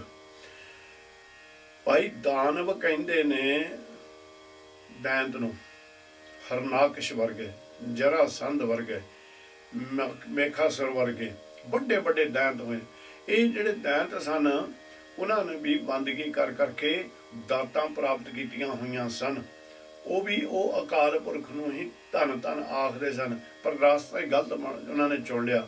ਜਦੋਂ ਉਹਨਾਂ ਨੂੰ ਦਾਤਾਂ ਹਾਸਿਲ ਹੋ ਗਈਆਂ, ਬਖਸ਼ਿਸ਼ਾਂ ਮਿਲ ਗਈਆਂ, ਉਹ ਆਪਣੇ ਆਪ ਨੂੰ ਹੀ ਪਰਮਾਤਮਾ ਅਖਾਉਣ ਲੱਗ ਪਏ ਤੇ ਪਰਮਾਤਮਾ ਦੀ ਕਾਇਨਾਤ ਨੂੰ ਆਪਣੇ ਅਧੀਨ ਕਰਨ ਲੱਗ ਪਏ। ਜਿੱਦਾਂ ਹਰਨਾਕਸ਼ ਨੇ ਕਹਿਤਾ ਇੱਕ ਕਹੋ ਜਲੇ ਹਰਨਾਕਸ਼ ਤਲੇ, ਹਰਨਾਕਸ਼ ਆਪਣਾ ਹੀ ਨਾਮ ਜਪਾਉਣ ਲੱਗ ਪਿਆ ਤੇ ਉਹਦੇ ਘਰ ਦੇ ਵਿੱਚ ਪੁੱਤਰ ਆਇਆ। ਉਸ ਪੁੱਤਰ ਨੇ ਹੀ ਪਹਿਲਾਂ ਆਣ ਕੇ ਬਗਾਵਤ ਕੀਤੀ ਪ੍ਰਹਲਾਦ ਜੀ ਹੁਣਾਂ ਨੇ। ਸੋ ਇਸ ਕਰਕੇ ਕਹਿੰਦੇ ਜਿਹੜੇ ਦਾਨਵ ਨੇ ਤੇ ਜਿਹੜੇ ਦੇਵ ਨੇ ਸਾਰੇ ਹੀ ਉਸ ਅਕਾਲ ਪੁਰਖ ਸੱਚੇ ਪਾਤਸ਼ਾਹ ਦੀ ਹੀ ਬੰਦਗੀ ਕਰ ਰਹੇ ਨੇ, ਉਹਦੇ ਕੋਲੋਂ ਹੀ ਦਾਤਾਂ ਪ੍ਰਾਪਤ ਕਰਦੇ ਨੇ। ਇੱਥੇ ਕੀਤੇ ਹੋਰ ਕਰੇ, ਇੱਥੇ ਕੀਤੇ ਹੋਰ ਕਰੇ। ਕਹਿੰਦੇ ਕਿਹਦੀ ਅਸੀਂ ਹੁਣ ਗੱਲ ਕਰੀਏ। ਇਹ ਅਸੀਂ ਦਾਨਵਾਂ ਦੀ ਵੀ ਕਰ ਦਿੱਤੀ, ਦੇਵਾਂ ਦੀ ਵੀ ਕਰ ਦਿੱਤੀ ਕਹਿੰਦੇ ਪਰ ਇਹਤੇ ਕੀਤੇ ਹੋਰ ਕਰੇ ਕਿ ਬੜੇ ਬੇਅੰਤ ਨੇ, ਜਿਨ੍ਹਾਂ ਨਾਲ ਗਿਣਨਾ ਨਹੀਂ ਕੀਤਾ ਜਾ ਸਕਦਾ, ਜਿਨ੍ਹਾਂ ਬਾਰੇ ਬਿਆਨ ਹੀ ਨਹੀਂ ਕੀਤਾ ਜਾ ਸਕਦਾ। ਇਹਤੇ ਕੀਤੇ ਤਾਂ ਆਖ ਨਾ ਸਕੇ ਕਈ ਕੇ ਬੜੇ ਹੋਏ ਨੇ, ਜਿਨ੍ਹਾਂ ਨੇ ਪਰਮੇਸ਼ਰ ਨੂੰ ਵੱਖਰੇ ਵੱਖਰੇ ਨਾਮ ਦੇ ਨਾਲ ਯਾਦ ਕੀਤਾ ਹੈ, ਪਰ ਫਿਰ ਵੀ ਉਹਦਾ ਆਦਿ ਤੇ ਅੰਤ ਨਹੀਂ ਪਾ ਸਕਦਾ। ਜੇਵੜ ਪਾਵੇ ਤੇਵੜ ਹੋਏ, ਕਹਿੰਦੇ ਵੀ ਜਿੱਦਾਂ ਪਰਮਾਤਮਾ ਨਿਰੰਕਾਰ ਨੂੰ ਪਾਉਂਦਾ ਹੈ, ਸੁਣਦਾ ਸਭ ਦੀ ਹੈ, ਪਰ ਕਰਦਾ ਉਹੀ ਆ ਜਿਹੜਾ ਉਸ ਨੂੰ ਚੰਗਾ ਲੱਗਦਾ। ਜੇਵੜ ਪਾਵੇ ਤੇਵੜ ਹੋਏ, ਜੋ ਉਸ ਨੂੰ ਚੰਗਾ ਲੱਗਦਾ ਉਹੀ ਕਰਦਾ ਹੈ। ਨਿਰੰਕਾਰ ਅਕਾਲ ਪੁਰਖ ਸੱਚੇ ਪਾਤਸ਼ਾਹ ਜੀ ਮਿਹਰ ਕਰਦੇ ਨੇ।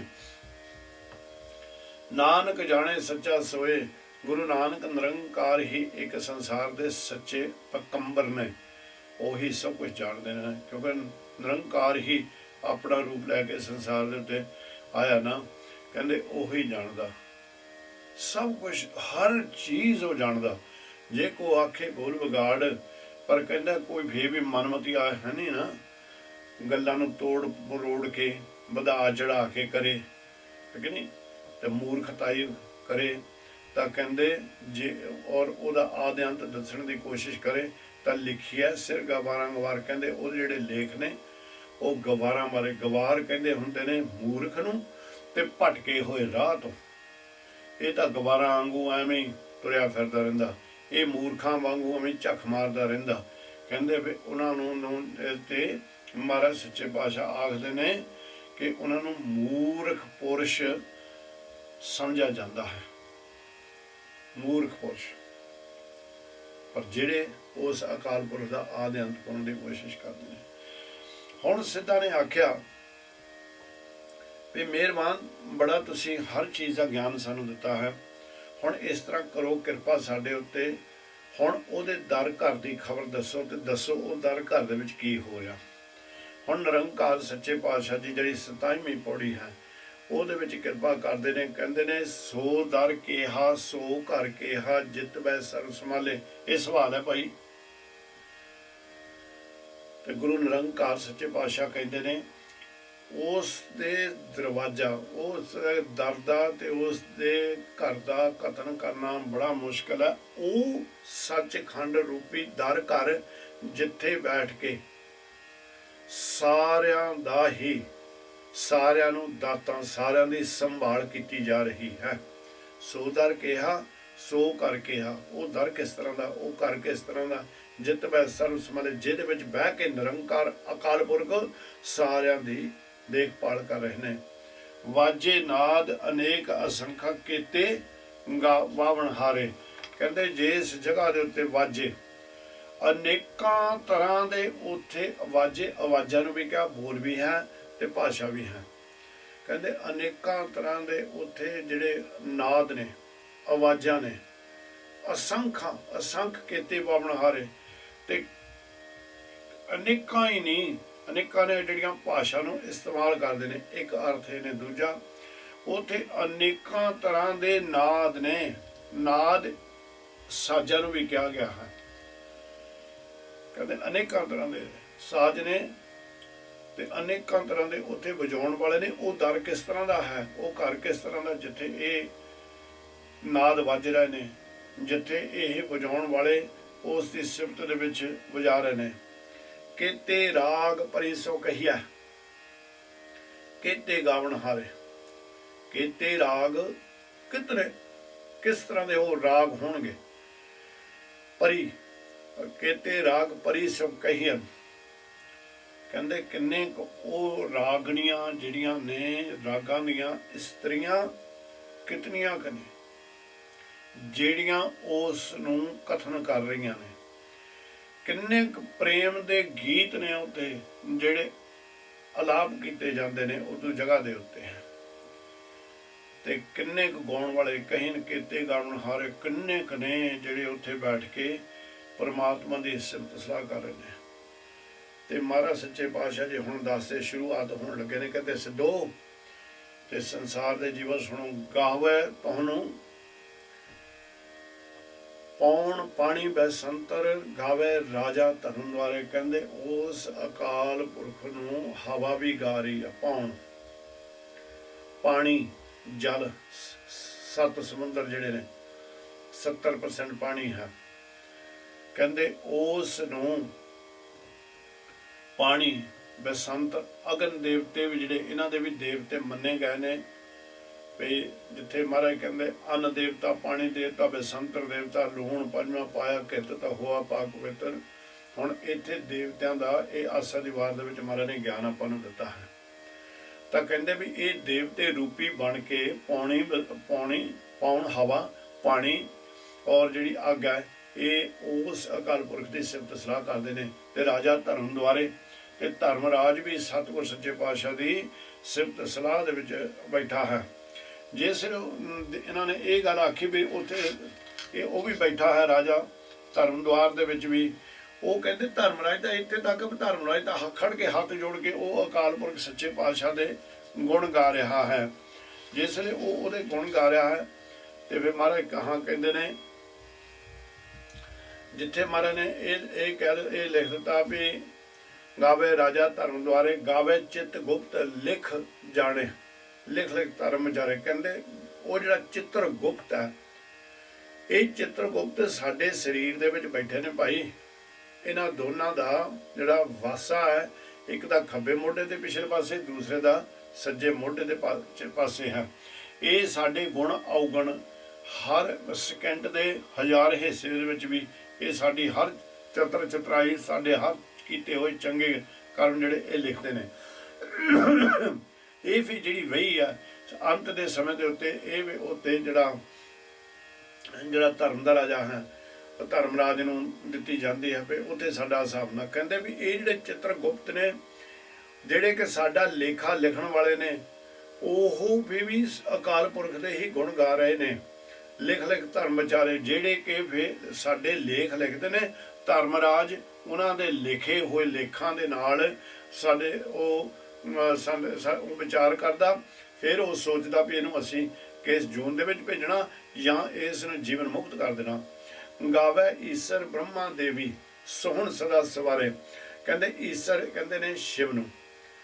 ਕਹਿੰਦੇ ਸ਼ਿਵ ਵਰਗੇ, ਬ੍ਰਹਮਾ ਵਰਗੇ ਅਨੇਕਾਂ ਦੇਵੀਆਂ ਜਿਹੜੀਆਂ ਨੇ ਉਹਦੇ ਦਰ ਦੇ ਉੱਤੇ ਹੱਥ ਜੋੜ ਕੇ ਖੜੀਆਂ ਨੇ। ਸੋਹਣ ਸਦਾ ਸਵਾਰੇ ਕਹਿੰਦੇ ਉਹਦੇ ਦਰ ਦੇ ਉੱਤੇ ਖੜੀਆਂ ਨੇ, ਪਰ ਉਹਦੀ ਬੰਦਗੀ ਤੇ ਉਸ ਦੀ ਅਕਾਲ ਪੁਰਖ ਦੀ ਸਿਫਤ ਸਲਾਹ ਦੇ ਵਿੱਚ ਲੱਗੀਆਂ ਹੋਈਆਂ ਨੇ।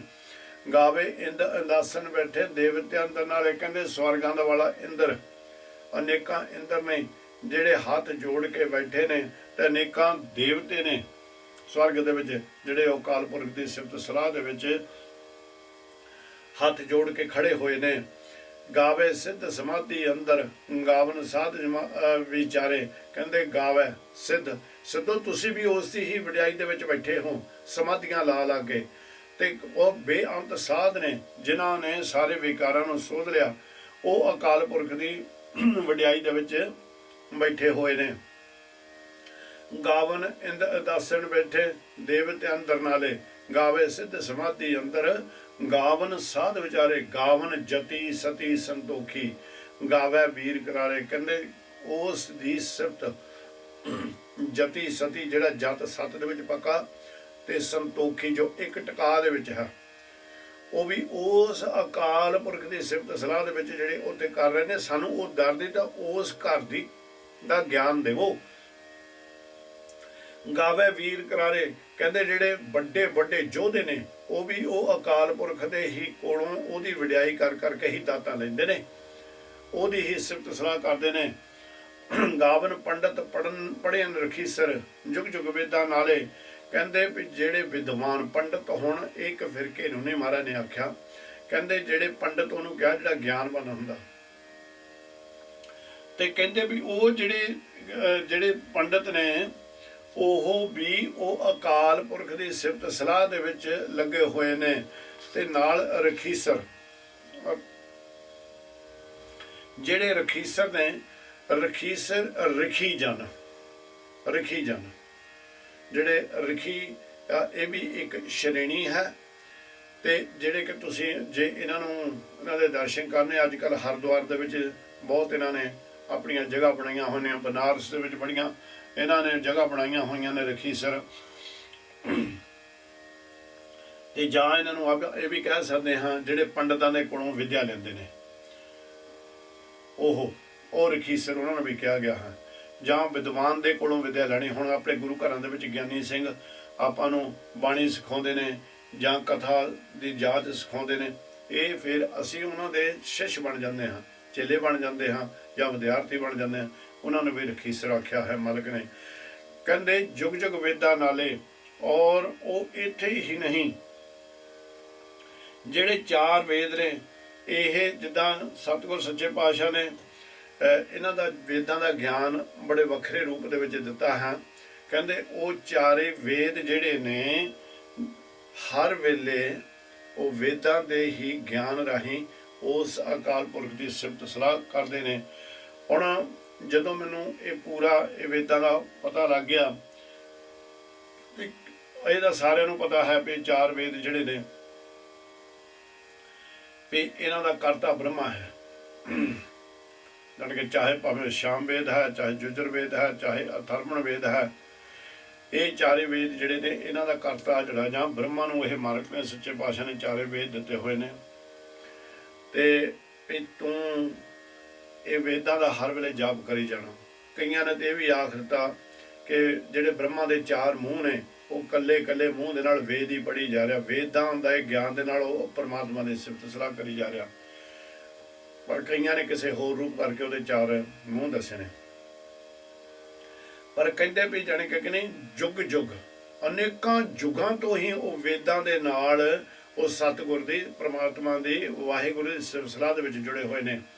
ਗਾਵੇ ਮੋਹਣੀਆਂ ਮਨ ਮੋਹਣ ਸੁਰਗਾ ਮੱਚ ਪਹਿਲੇ। ਕਹਿੰਦੇ ਗਾਵੇ ਮੋਹਣੀਆਂ, ਜਿਹੜੇ ਮੋਹਣੀ ਕਹਿੰਦੇ ਨੇ ਸੁੰਦਰਤਾ ਵਾਲੇ, ਸੁੰਦਰਾ ਰੂਪ ਜਿਸ ਦਾ ਹੈ। ਜਿਹੜੀਆਂ ਇਸਤਰੀਆਂ ਮਨ ਨੂੰ ਮੋਹਣ ਵਾਲੀਆਂ ਹੁੰਦੀਆਂ ਨੇ, ਜਿਨ੍ਹਾਂ ਨੂੰ ਅਸੀਂ ਅਪਸ਼ਰਾ ਕਹਿ ਦਿੰਦੇ ਹਾਂ ਤੇ ਕਈ ਵਾਰੀ ਪਰੀਆਂ ਦੇ ਰੂਪ ਦੇ ਵਿੱਚ ਕਹਿ ਦਿੰਦੇ ਹਾਂ ਕਿ ਜਿਹੜੀਆਂ ਕਿ ਉਹ ਸਵਰਗ ਦੇ ਵਿੱਚ ਰਹਿ ਰਹੀਆਂ ਹੁੰਦੀਆਂ ਨੇ, ਉਹ ਮਨ ਨੂੰ ਮੋਹਣ ਵਾਲੀਆਂ ਹੁੰਦੀਆਂ ਨੇ। ਅਪਸ਼ਰਾ ਜਿਹੜੀਆਂ ਨੇ ਸੁਰਗ ਮੱਛ ਪਿਆਲੇ। ਕਹਿੰਦੇ ਸੁਰਗ ਕਹਿੰਦੇ ਨੇ ਮਾਤ ਲੋਕ ਪਤਾਲ ਵਿੱਚ ਰਹਿਣ ਵਾਲੀਆਂ ਜਿਹੜੀਆਂ ਮੱਛੀਆਂ ਨੇ, ਸਮੁੰਦਰ ਦੇ ਵਿੱਚ ਰਹਿਣ ਵਾਲੇ ਜਿਹੜੇ ਜੀਵ ਜੰਤੂ ਨੇ। ਮਹਾਰਾਜ ਸੱਚੇ ਪਾਤਸ਼ਾਹ ਨੇ ਉਹਨੂੰ 42 ਲੱਖ ਆਖਿਆ ਹੈ। ਕਹਿੰਦੇ ਸਾਰੇ ਉਹ ਜਿਹੜੇ ਮੱਛ ਕੱਛ ਨੇ ਤੇ ਸੁਰਗਾਂ ਦੇ ਵਿੱਚ ਰਹਿਣ ਵਾਲੇ ਇਹ ਮਨਮੋਹਣੀਆਂ ਜਿਹੜੇ ਦੇਵਤਿਆਂ ਨੂੰ ਮੋਹਣ ਵਾਲੀਆਂ ਇਸਤਰੀਆਂ ਨੇ, ਉਹ ਸਾਰੀਆਂ ਪਰਮਾਤਮਾ ਦਾ ਹੀ ਜਸ ਗਾਉਂਦੀਆਂ ਨੇ। ਪਰ ਜਦੋਂ ਗੁਰਬਾਣੀ ਨੂੰ ਥੋੜ੍ਹਾ ਜਿਹਾ ਗਾਹਾਂ ਜਾ ਕੇ ਦੇਖੋਗੇ ਨਾ, ਸਾਰਿਆਂ ਅੰਦਰ ਉਹ ਅਕਾਲ ਪੁਰਖ ਹੀ ਵਰਤ ਰਿਹਾ। ਜੋਗੀ ਅੰਦਰ ਜੋਗੀ ਆ, ਤੂੰ ਭੋਗੀ ਅੰਦਰ ਭੋਗੀ ਆ, ਤੇਰਾ ਅੰਤ ਨਾ ਪਾਇਆ ਸੁਰਗ ਮੱਚ ਪਿਆਲ ਜੀਓ। ਕਹਿੰਦੇ ਤੇਰਾ ਅੰਤ ਕਿਸੇ ਨੇ ਨਹੀਂ ਪਾਇਆ ਅਜੇ ਤੱਕ, ਸਿਰਫ ਤੇਰੀ ਵਡਿਆਈ ਹੀ ਕਰ ਰਹੇ ਨੇ, ਅੰਤ ਨਹੀਂ ਪਾ ਸਕਣਗੇ। ਗਾਵੇ ਰਤਨੇ ਉਪਾਏ ਤੇਰੇ 68 ਤੀਰਥ ਨਾਲੇ। ਗਾਵਨ ਰਤਨ ਉਪਾਏ ਤੇਰੇ 68 ਤੀਰਥ ਨਾਲੇ।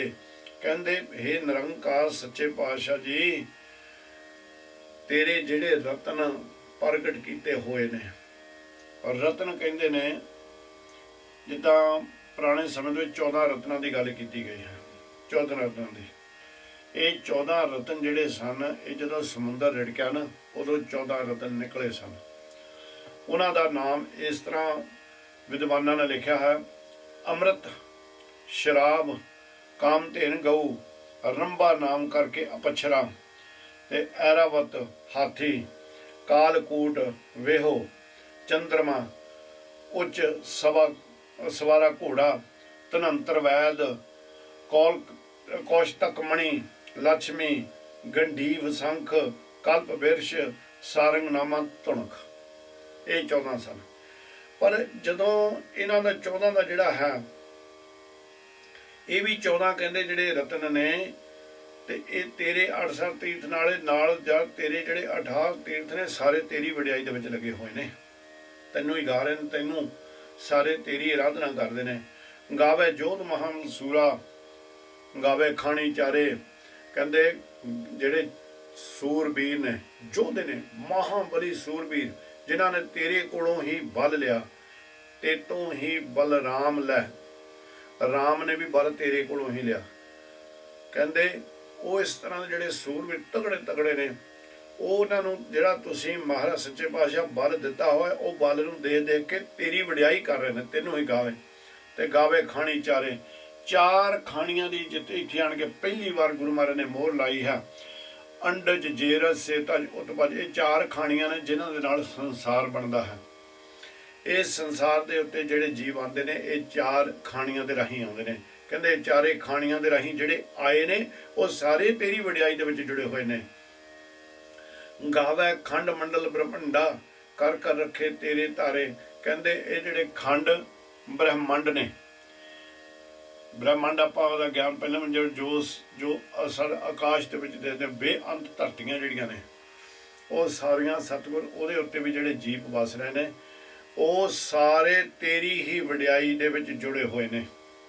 9 ਖੰਡ ਨੇ ਤੇ 9 ਖੰਡ ਜਿਹੜੇ ਨੇ ਇਹ ਧਰਤੀ ਦੇ 9 ਹਿੱਸੇ, ਤੇ ਬਾਕੀ ਸਾਰਾ ਜਿਹੜਾ ਸਮੁੰਦਰ ਹੈ, ਉਹ ਸਾਰੇ ਜਿਹੜੇ ਨੇ ਉਹ ਅਕਾਲ ਪੁਰਖ ਤੇਰੀ ਬੰਦਗੀ ਦੇ ਵਿੱਚ ਹੀ ਬੈਠੇ ਨੇ, ਤੇ ਤੇਰੇ ਹੀ ਸਾਰੇ ਕਰ ਕਰ ਰੱਖੇ ਧਾਰੇ। ਮਹਾਰਾਜ ਸਾਰੇ ਤੇਰੇ ਹੀ ਬਣਾਏ ਹੋਏ ਨੇ। ਸਹੀ ਤੁਧ ਨੂੰ ਗਾਵੈ ਜੋ ਤੁਧ ਭਾਵਨ, ਰੱਤੇ ਤੇਰੇ ਭਗਤ ਸਾਲੇ। ਕਹਿੰਦੇ ਉਹੋ ਹੀ ਤੇਰੀ ਸਿਫਤ ਦੇ ਵਿੱਚ ਜੁੜੇ ਹੋਏ ਨੇ, ਜਿਹੜੇ ਤੈਨੂੰ ਪਾਉਂਦੇ ਨੇ, ਜਿਨ੍ਹਾਂ ਦੇ ਉੱਤੇ ਤੇਰੀ ਕਿਰਪਾ ਹੋ ਜਾਂਦੀ ਨੇ। ਤਾਂ ਰੱਤੇ ਤੇਰੇ ਭਗਤ ਸਾਲੇ, ਉਹ ਤੇਰੀ ਭਗਤੀ ਦੇ ਰੰਗ ਦੇ ਵਿੱਚ ਰੰਗੇ ਜਾਂਦੇ ਨੇ। ਹੋਰ ਕਿਤੇ ਕਾਵਣ ਸੇਵਾ ਚਿਤਨ ਆਵਨ, ਨਾਨਕਿਆ ਵਿਚਾਰੇ। ਕਹਿੰਦੇ ਹੋਰ ਪਤਾ ਨਹੀਂ ਕਿੰਨੇ ਕੁ। ਹੁਣ ਇੱਥੇ ਨਿਰੰਕਾਰ ਸੱਚੇ ਪਾਤਸ਼ਾਹ ਨੇ ਇਹ ਵਚਨ ਨੂੰ ਤਾਂ ਵਰਤਿਆ ਕਿ ਅਜੇ ਵੀ ਸਿੱਧਾਂ ਨੂੰ ਗਿਆਨ ਨਹੀਂ ਹੋਇਆ ਵੀ ਇਹ ਨਿਰੰਕਾਰ ਹੀ ਸਾਨੂੰ ਆਣ ਕੇ ਇਹ ਗਿਆਨ ਦੇ ਰਿਹਾ। ਪਰ ਉੱਥੇ ਸਤਿਗੁਰ ਆਪਣੀ ਨਿਮਰਤਾ ਦਿਖਾਉਂਦੇ ਨੇ। ਸਤਿਗੁਰ ਆਪਣੇ ਆਪ ਨੂੰ ਕਿਸੇ ਜਗ੍ਹਾ ਦੇ ਉੱਤੇ ਵੀ ਉਹਨਾਂ ਨੇ ਇਹ ਨਹੀਂ ਆਖਿਆ ਕਿ ਮੈਂ ਹੀ ਅਕਾਲ ਪੁਰਖ ਹਾਂ, ਮੈਂ ਹੀ ਉਹ ਪਰਮ ਆਤਮਾ ਹਾਂ, ਮੈਂ ਹੀ ਨਿਰੰਕਾਰ ਹਾਂ, ਕਿਤੇ ਨਹੀਂ। ਇੱਥੇ ਆਣ ਕੇ ਮਹਾਰਾਜ ਸੱਚੇ ਪਾਤਸ਼ਾਹ ਨੇ ਇੱਕ ਨਿਮਰਤਾ ਦਾ ਰੂਪ ਦਿਖਾਇਆ। ਕਹਿੰਦੇ ਹੋਰ ਕਿੰਨੇ ਕੁ ਤੈਨੂੰ ਗਾ ਰਹੇ ਨੇ ਜਿਹੜੇ ਮੇਰੇ ਜੇਨ ਦੇ ਵਿੱਚ, ਮੇਰੀ ਸੁਰਤ ਦੇ ਵਿੱਚ ਨਹੀਂ ਆ ਰਹੇ। ਤਾਂ ਗੁਰੂ ਨਾਨਕ ਮਹਾਰਾਜ ਕਹਿੰਦੇ ਮੈਂ ਕੀ ਉਹਨਾਂ ਦੇ ਵਿਚਾਰ ਕਰ ਸਕਦਾ ਹਾਂ। ਸੋਈ ਸੋਈ ਸਦਾ ਸੱਚ ਸਾਹਿਬ, ਸਾਚਾ ਸਾਚੀ ਨਾਹੀ। ਕਹਿੰਦੇ ਸੋਈ ਸੋਈ ਪਹਿਲੇ ਤੋਂ ਵੀ ਹੁਣ ਤੱਕ ਸਦਾ ਉਹ ਨਿਰੰਕਾਰ ਹੀ ਸੱਚਾ ਹੈ, ਤੇ ਸੱਚਾ ਹੀ ਉਸ ਦਾ ਨਾਮ ਹੈ। ਸਾਰੇ ਉਹ ਸੱਚੇ ਦੀ ਵਡਿਆਈ ਕਰਦੇ ਨੇ, ਤੇ ਸੱਚੇ ਵੱਲੋਂ ਬਖਸ਼ੇ ਹੋਏ ਨਾਮ ਦੇ ਰਾਹੀਂ। ਹੈਪੀ ਹੋਸੀ ਜਾਏ ਨਾ ਜਾਸੀ ਰਚਨਾ ਜਿਨ ਰਚਾਈ। ਕਹਿੰਦੇ ਨਾ ਉਹ ਆਉਂਦਾ ਨਾ ਉਹ ਜਾਂਦਾ। ਕੌਣ? ਅਕਾਲ ਪੁਰਖ, ਜਿਹਨੇ ਇਹ ਸਾਰੇ ਰਚਨਾ ਰਚੀ ਹੋਈ ਹੈ। ਇਹ ਸਾਰੀ ਰਚਨਾ ਉਹਦੀ ਹੀ ਹੈ। ਹੈਪੀ ਹੋਸੀ, ਉਹ ਹੁਣ ਵੀ ਆ ਪ੍ਰੈਜ਼ੈਂਟ ਟਾਈਮ ਤੇ। ਜਾਏ ਨਾ ਜਾਸੀ, ਕਿਤੇ ਜਾਂਦਾ ਵੀ ਨਹੀਂ, ਹਰ ਵੇਲੇ ਇਹ ਰਚਨਾ ਦੇ ਵਿੱਚ ਹੀ ਮੌਜੂਦ ਹੈ। ਜੋਤ ਬਣ ਕੇ ਬੈਠਾ ਇਹ ਰਚਨਾ ਜਿਸ ਨੇ ਰਚਾਈ, ਜਿਸ ਨੇ ਇਹ ਸਾਰੀ ਰਚਨਾ ਰਚੀ ਹੋਈ ਹੈ। ਰੰਗੀ ਰੰਗੀ ਭਾਤੀ ਕਰ ਕਰ ਜਿਨਸੀ ਮਾਇਆ ਜਿਨ ਪਾਈ। ਕਹਿੰਦੇ ਦੇਖੋ ਹੁਣ ਅਕਾਲ ਪੁਰਖ ਸੱਚੇ ਪਾਤਸ਼ਾਹ ਕਹਿੰਦੇ ਰੰਗੀ ਰੰਗੇ, ਅਨੇਕਾਂ ਤਰ੍ਹਾਂ ਦੇ ਰੰਗ, ਅਨੇਕਾਂ ਤਰ੍ਹਾਂ ਦੇ ਖੇਡ, ਅਨੇਕਾਂ ਤਰ੍ਹਾਂ ਦੀ ਮਾਇਆ ਦਾ ਮਾਲਕ ਵੀ ਉਹ ਆਪ ਹੀ ਆ। ਹੁਣ ਜੇ ਮਾਇਆ ਦੇ ਅਸੀਂ ਰੂਪ ਆਪਾਂ ਗਿਣਾਂਗੇ ਤਾਂ ਬੜੇ ਬੇਅੰਤ ਰੂਪ ਉਹਦੇ ਨਿਕਲੇ। ਕਹਿੰਦੇ ਮਾਇਆ ਨੂੰ ਬਣਾਉਣ ਵਾਲਾ ਵੀ ਉਹੀ ਆ। ਪਰ ਮੈਂ ਤਾਂ ਇਦੂ ਚੀਜ਼ ਨੂੰ ਦੇਦਾ ਹੁੰਦਾ ਵੀ ਮਾਇਆ ਸਤਿਗੁਰਾਂ ਨੇ ਦੇਖੀ ਵੀ ਸਾਡੀ ਪਰਖ ਪਾਉਣ ਵਾਸਤੇ, ਵੀ ਜਿਸਲੇ ਸਾਨੂੰ ਮਾਇਆ ਆਣ ਕੇ ਪੁੱਛ ਲੈਂਦੀ ਹੈ, ਮਾਇਆ ਆਣ ਕੇ ਸਾਡੇ ਉੱਤੇ ਜਾਲ ਪਾ ਲੈਂਦੀ ਹੈ ਕਿ ਅਸੀਂ ਉਹਦੇ ਵਿੱਚ ਹੀ ਫਸ ਕੇ ਜੀਵਨ ਬਤੀਤ ਕਰ ਲੈਂਦੇ ਹਾਂ, ਜਾਂ ਅਸੀਂ ਉਹਦੇ ਵਿੱਚੋਂ ਸੁਚੇਤ ਹੋ ਕੇ ਨਿਰੰਕਾਰ ਦੀ ਕਿਰਪਾ, ਨਿਰੰਕਾਰ ਦੀ ਬੰਦਗੀ, ਅਰਦਾਸਾਂ ਬੇਨਤੀਆਂ ਦਾ ਜਨ ਬਣ ਕੇ ਨਿਕਲ ਕੇ ਅਸੀਂ ਸਤਿਗੁਰ ਦੇ ਚਰਨਾਂ ਦੇ ਵਿੱਚ ਆਪਣਾ ਅਸਥਾਨ ਬਣਾ ਲੈਂਦੇ ਹਾਂ। ਪਰ ਕਦੇ ਬੜੇ ਰੰਗਾਂ ਦੇ ਵਿੱਚ ਇਹ ਜਿਹੜੀ ਮਾਇਆ ਖੇਡ ਕਰ ਰਹੀ ਆ, ਇਹ ਵੀ ਉਹ ਅਕਾਲ ਪੁਰਖ ਦੀ ਬਣਾਈ ਹੋਈ, ਜਿਹਨੇ ਪਾਈ ਉਸ ਨੇ ਕੀਤੀ ਹੈ। ਕਰ ਕਰ ਵੇਖੇ ਕੀਤਾ ਆਪਣਾ ਜਿਵ ਤਿਸ ਦੀ ਵਡਿਆਈ। ਉਹ ਤਾਂ ਕਹਿੰਦੇ ਹਰ ਇੱਕ ਦੇ ਇਹ ਸੰਸਾਰ ਨੂੰ ਤਮਾਸ਼ਾ ਬਣਾ ਕੇ ਦੇਖ ਰਿਹਾ ਹੈ। ਆਪਣੀ ਬਣਾਈ ਹੋਈ ਕਿਰਤ ਕਾਦਰ ਨੇ ਕੁਦਰਤ ਬਣਾਈ, ਬਣਾ ਕੇ ਉਹ ਕੁਦਰਤ ਦੇ ਖੇਡ ਤਮਾਸ਼ੇ ਦੇਖ ਰਿਹਾ ਹੈ, ਤੇ ਖੜਾ ਵੀ ਆਪ ਹੀ ਰਿਹਾ। ਜਿਵ ਤਿਸ ਦੀ ਵਡਿਆਈ, ਉਹ ਸਾਰੀ ਉਹਦੀ ਆਪਣੀ ਖੇਡ ਹੈ। ਜੋ ਤਿਸ ਭਾਵੇ ਸੋਈ ਕਰਸੀ, ਹੁਕਮ ਨਾ ਕਰਨਾ ਜਾਏ। ਕਹਿੰਦੇ ਜੋ ਉਹਨੂੰ ਪਾਉਂਦਾ ਹੈ, ਜੋ ਅਕਾਲ ਪੁਰਖ ਸੱਚੇ ਪਾਤਸ਼ਾਹ ਨੂੰ ਪਾਉਂਦਾ, ਉਹੀ ਹੁੰਦਾ। ਇੱਥੇ ਆਣ ਕੇ ਕੋਈ ਹੁਕਮ ਨਹੀਂ ਕਰ ਸਕਦਾ, ਕਿਸੇ ਹੋਰ ਦਾ ਹੁਕਮ ਨਹੀਂ ਚੱਲਣਾ ਉਹ ਤੋਂ ਇਲਾਵਾ। ਸੋ ਪਾਤ ਸਾਹੋ ਸਾਹਾਪਤ ਸਾਹਿਬ, ਨਾਨਕ ਰਹਿਣ ਰਜਾਈ ਕਹਿੰਦੇ ਨੇ ਉਹ ਤਾਂ ਪਾਤਸ਼ਾਹਾਂ ਦਾ ਵੀ ਪਾਤਸ਼ਾਹ, ਉਹ ਪਰਮੇਸ਼ਰ ਸੱਚਾ ਸਾਹਿਬ ਹੈ। ਕਹਿੰਦੇ ਨਾਨਕ ਰਹਿਣ ਰਜਾਏ, ਗੁਰੂ ਨਾਨਕ ਉਹਦੀ ਰਜ਼ਾ ਦੇ ਵਿੱਚ ਹੀ ਰਹਿ ਰਿਹਾ,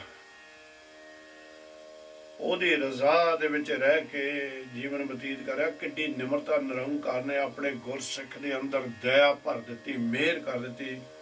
ਇਹ ਪਹਿਲੇ ਸਮੇਂ ਦੇ ਵਿੱਚ ਸਤਿਗੁਰਾਂ ਨੇ ਵੱਡੀ ਇਹ ਬਖਸ਼ਿਸ਼ ਕੀਤੀ ਕਿ ਸਾਨੂੰ, ਸਾਡੇ ਉੱਤੇ ਦਇਆ ਕੀਤੀ, ਸਾਨੂੰ ਦਇਆ ਦਾ ਜੀਵਨ ਸਿਖਾਇਆ। ਮਿਹਰ ਕਰੇ ਅਕਾਲ ਪੁਰਖ ਸੱਚੇ ਪਾਤਸ਼ਾਹ। ਅੱਜ ਆਪ ਜੀ ਨੇ ਇੰਨੀ ਹੀ ਸੇਵਾ ਪ੍ਰਵਾਨ ਕਰ ਲੈਣੀ। ਇਸ ਸੇਵਾ ਦੇ ਵਿੱਚ ਅਨੇਕਾਂ ਤਰ੍ਹਾਂ ਦੀਆਂ ਭੁੱਲਾਂ ਗਲਤੀਆਂ ਹੋ ਗਈਆਂ ਨੇ। ਗੁਰ ਕੀ ਸੰਗਤ ਸਦਾ ਬਖਸ਼ੰਦਾ, ਨਿਰੰਕਾਰ ਸੱਚੇ ਪਾਤਸ਼ਾਹ ਸਦਾ ਬਖਸ਼ੰਦ ਨੇ। ਕਿਰਪਾ ਕਰਨੀ, ਬਖਸ਼ ਲੈਣਾ, ਬਖਸ਼ ਲੈਣਾ, ਬਖਸ਼ ਲੈਣਾ।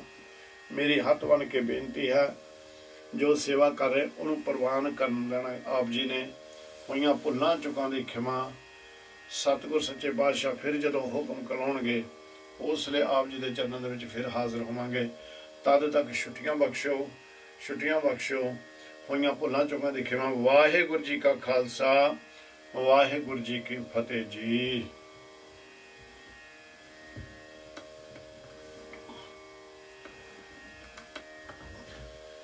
ਧੰਨ ਗੁਰੂ ਨਾਨਕ ਨਿਰੰਕਾਰ, ਧੰਨ ਗੁਰੂ ਗ੍ਰੰਥ ਸਾਹਿਬ ਮਹਾਰਾਜ ਸੱਚੇ ਪਾਤਸ਼ਾਹ। ਤੁਸੀਂ ਤੋਂ ਬਖਸ਼ ਲਿਓ ਪ੍ਰੀਤਮਾ, ਬਖਸ਼ ਲਿਓ।